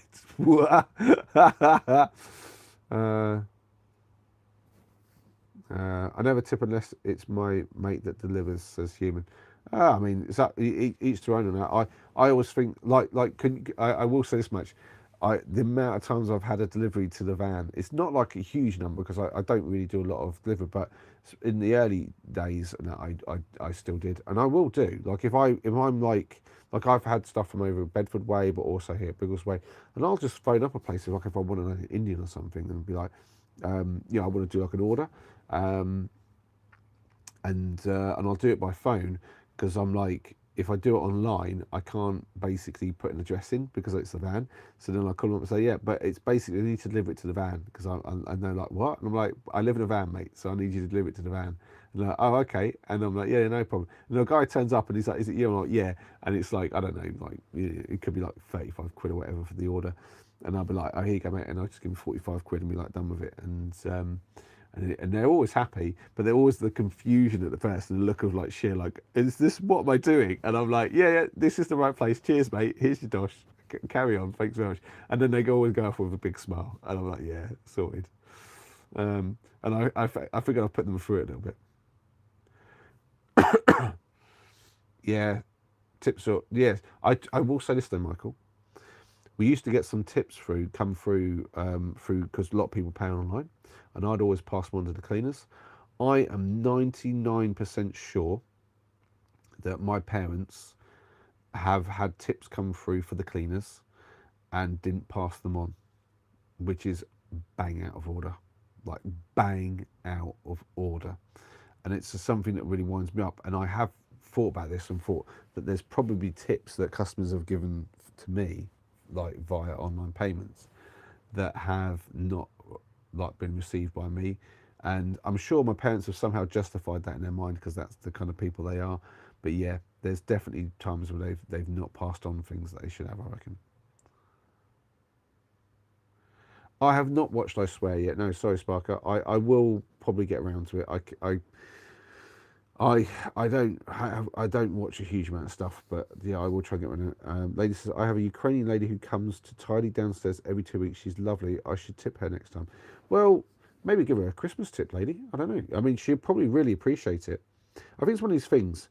If you're on good terms with them and they're doing you good work, so if you're a Ukrainian lady who comes to tidy up, if she does good work and you appreciate her, it's a good way to show that you appreciate her is to just give her, it doesn't have to be anything crazy. If you know anything about her, like if she drinks a bit of wine, you can get a bottle of wine. Weirdly, my ex's customers, even though she didn't drink any of it, would sometimes get her some of that, and it would be a bit of a funny thing, but then it would just get regifted. Um, like she got a bottle of prosecco one time, and we know my sister likes that, so we gifted it to her. but but I think her customers got the idea, and they would start giving her chocolates instead. But now she doesn't have that so much because of the nickel allergy. She started like getting other stuff, and I don't know. I don't know what she got this year, but I do know that the last year she was boasting about the fact that someone gave her like £100 tip, and I was like, wow, that's pretty impressive. But yeah, I think it's a nice way to show appreciation if someone's been like taking care of you. I just think it's one of those things, like because you got someone who's coming around to tidy your downstairs, they can go above and beyond with little tiny things, and or they could be just phoning that in. And I think you have to decide whether you think that they deserve it or not. I suppose. Um, like I'll be honest, like if a delivery driver, like makes an effort for me and I realise I've put him out, I'll give him a bit of an extra tip. Yeah, no, generally speaking, yeah, I'm like a bit old school with tipping. I'll tip when I feel like a tip's needed. Anyone who I feel like's doing like a job where that's the kind of thing where it's like usually service stuff, really, isn't it? And I admit I never tip a mechanic, which is a weird one. Well, like I say that, no, I have. So I have. There's a guy. I wouldn't tip where I go take it to the MOT and service, but I have tipped. There's a guy who comes out and does it in situ. He's like a mobile mechanic, and like when he's done work for me, and I've tipped him. We were in Axminster once. I got a flat in the van. Had to pull up somewhere, and we just had to call the guy and said, "I've got a flat. When can you come out and do like put a new tile on for me?" And he's like when do you need it? And I said, well, as soon as possible, really, mate. And he goes, well, I can't do it sooner than tomorrow. And I said, tomorrow will be perfect. You just come out, get it sorted. So I gave him the details of the vehicle. He got the tie, brought it over, did all the work. And I honestly thought it was going to cost me a lot more than what he said. And I think he turned around and I think he said something like, I don't know, I think he said like 70 something. And I was like, what? I swear I thought it was going to be like well over 100. He's gone like, yeah, it was less than 75. And I was like, what? I said, dude, there you go. And I just gave him, I think I gave him like 90 quid. So I could just keep the change, mate. He's like, really? And I was like, yeah. I thought it was going to cost more than that, man. I don't know what you've done here, but yeah, just carry on, mate. How are you making any money on this? If you've took the time to go order this thing, go and pick up the tyre, drive to me, fill it for as long as you did, and then take away the old tyre. I mean, whatever you've done here, how are you doing it for that money? That's ridiculous. Like, have a tip, jeez. So yeah. So what's this box saying? Are you talking about that film? Yeah, I'll have to watch that. If you've been bawling like a baby, it sounds like a good watch. Mark said, I'm lucky most is cash and we split them 50-50 unless the customer says that's just for you. Oh, I see. Yeah, yeah. Yeah, I guess you got a lot of good customers. There's been a lot less tipping this year. There's been less tipping every year I've done it. Human says, I tip massage therapists. That's fair play. You got to tip them, especially if you expect the happy ending. Lady's saying, I've got plenty of wines from last year's birthday gifts. Good idea. I'll give her one. There you go. Not a bad idea. Quentin's saying, do you twit tat woo cube? What? I'm going to show that. I don't know what you're saying there. But fair play. Right, we probably should wrap this up though. It's like 11 o'clock. And although we've got quite a few people in and it's obviously good chat, we can save some for another date. Can we not? Oh dear. I can't believe we got onto window cleaning. I blame Michael entirely for being we got onto window cleaning. It is interesting now, I tell you, there's some of the stuff that happens with that sort of stuff. There's always like people with interesting stories. And like I've met other people from other industries, like whether it's window fitters or people like doing like building conservatories out backs or um, yeah, all sorts of things. And you hear stories from all the people doing these works. It's crazy. Um, like my dad used to have so many stupid stories from like work sites and stuff. It'd be unbelievable. But yeah, it's been fantastic chat, phenomenal. Loved every minute of it, guys. And if everyone who I was talking to earlier, because I realised I've gone through talking to different people. I don't know if Beth is still in, or if Rach is still in, but we were talking to them earlier. And yeah, just like thanks to everybody, really. Just making such a lovely evening of chat. It's been fantastic. I've really enjoyed it. I hope you guys have too. Um, yeah, I hope to see you all again soon. Yeah, love to you all. Have fun.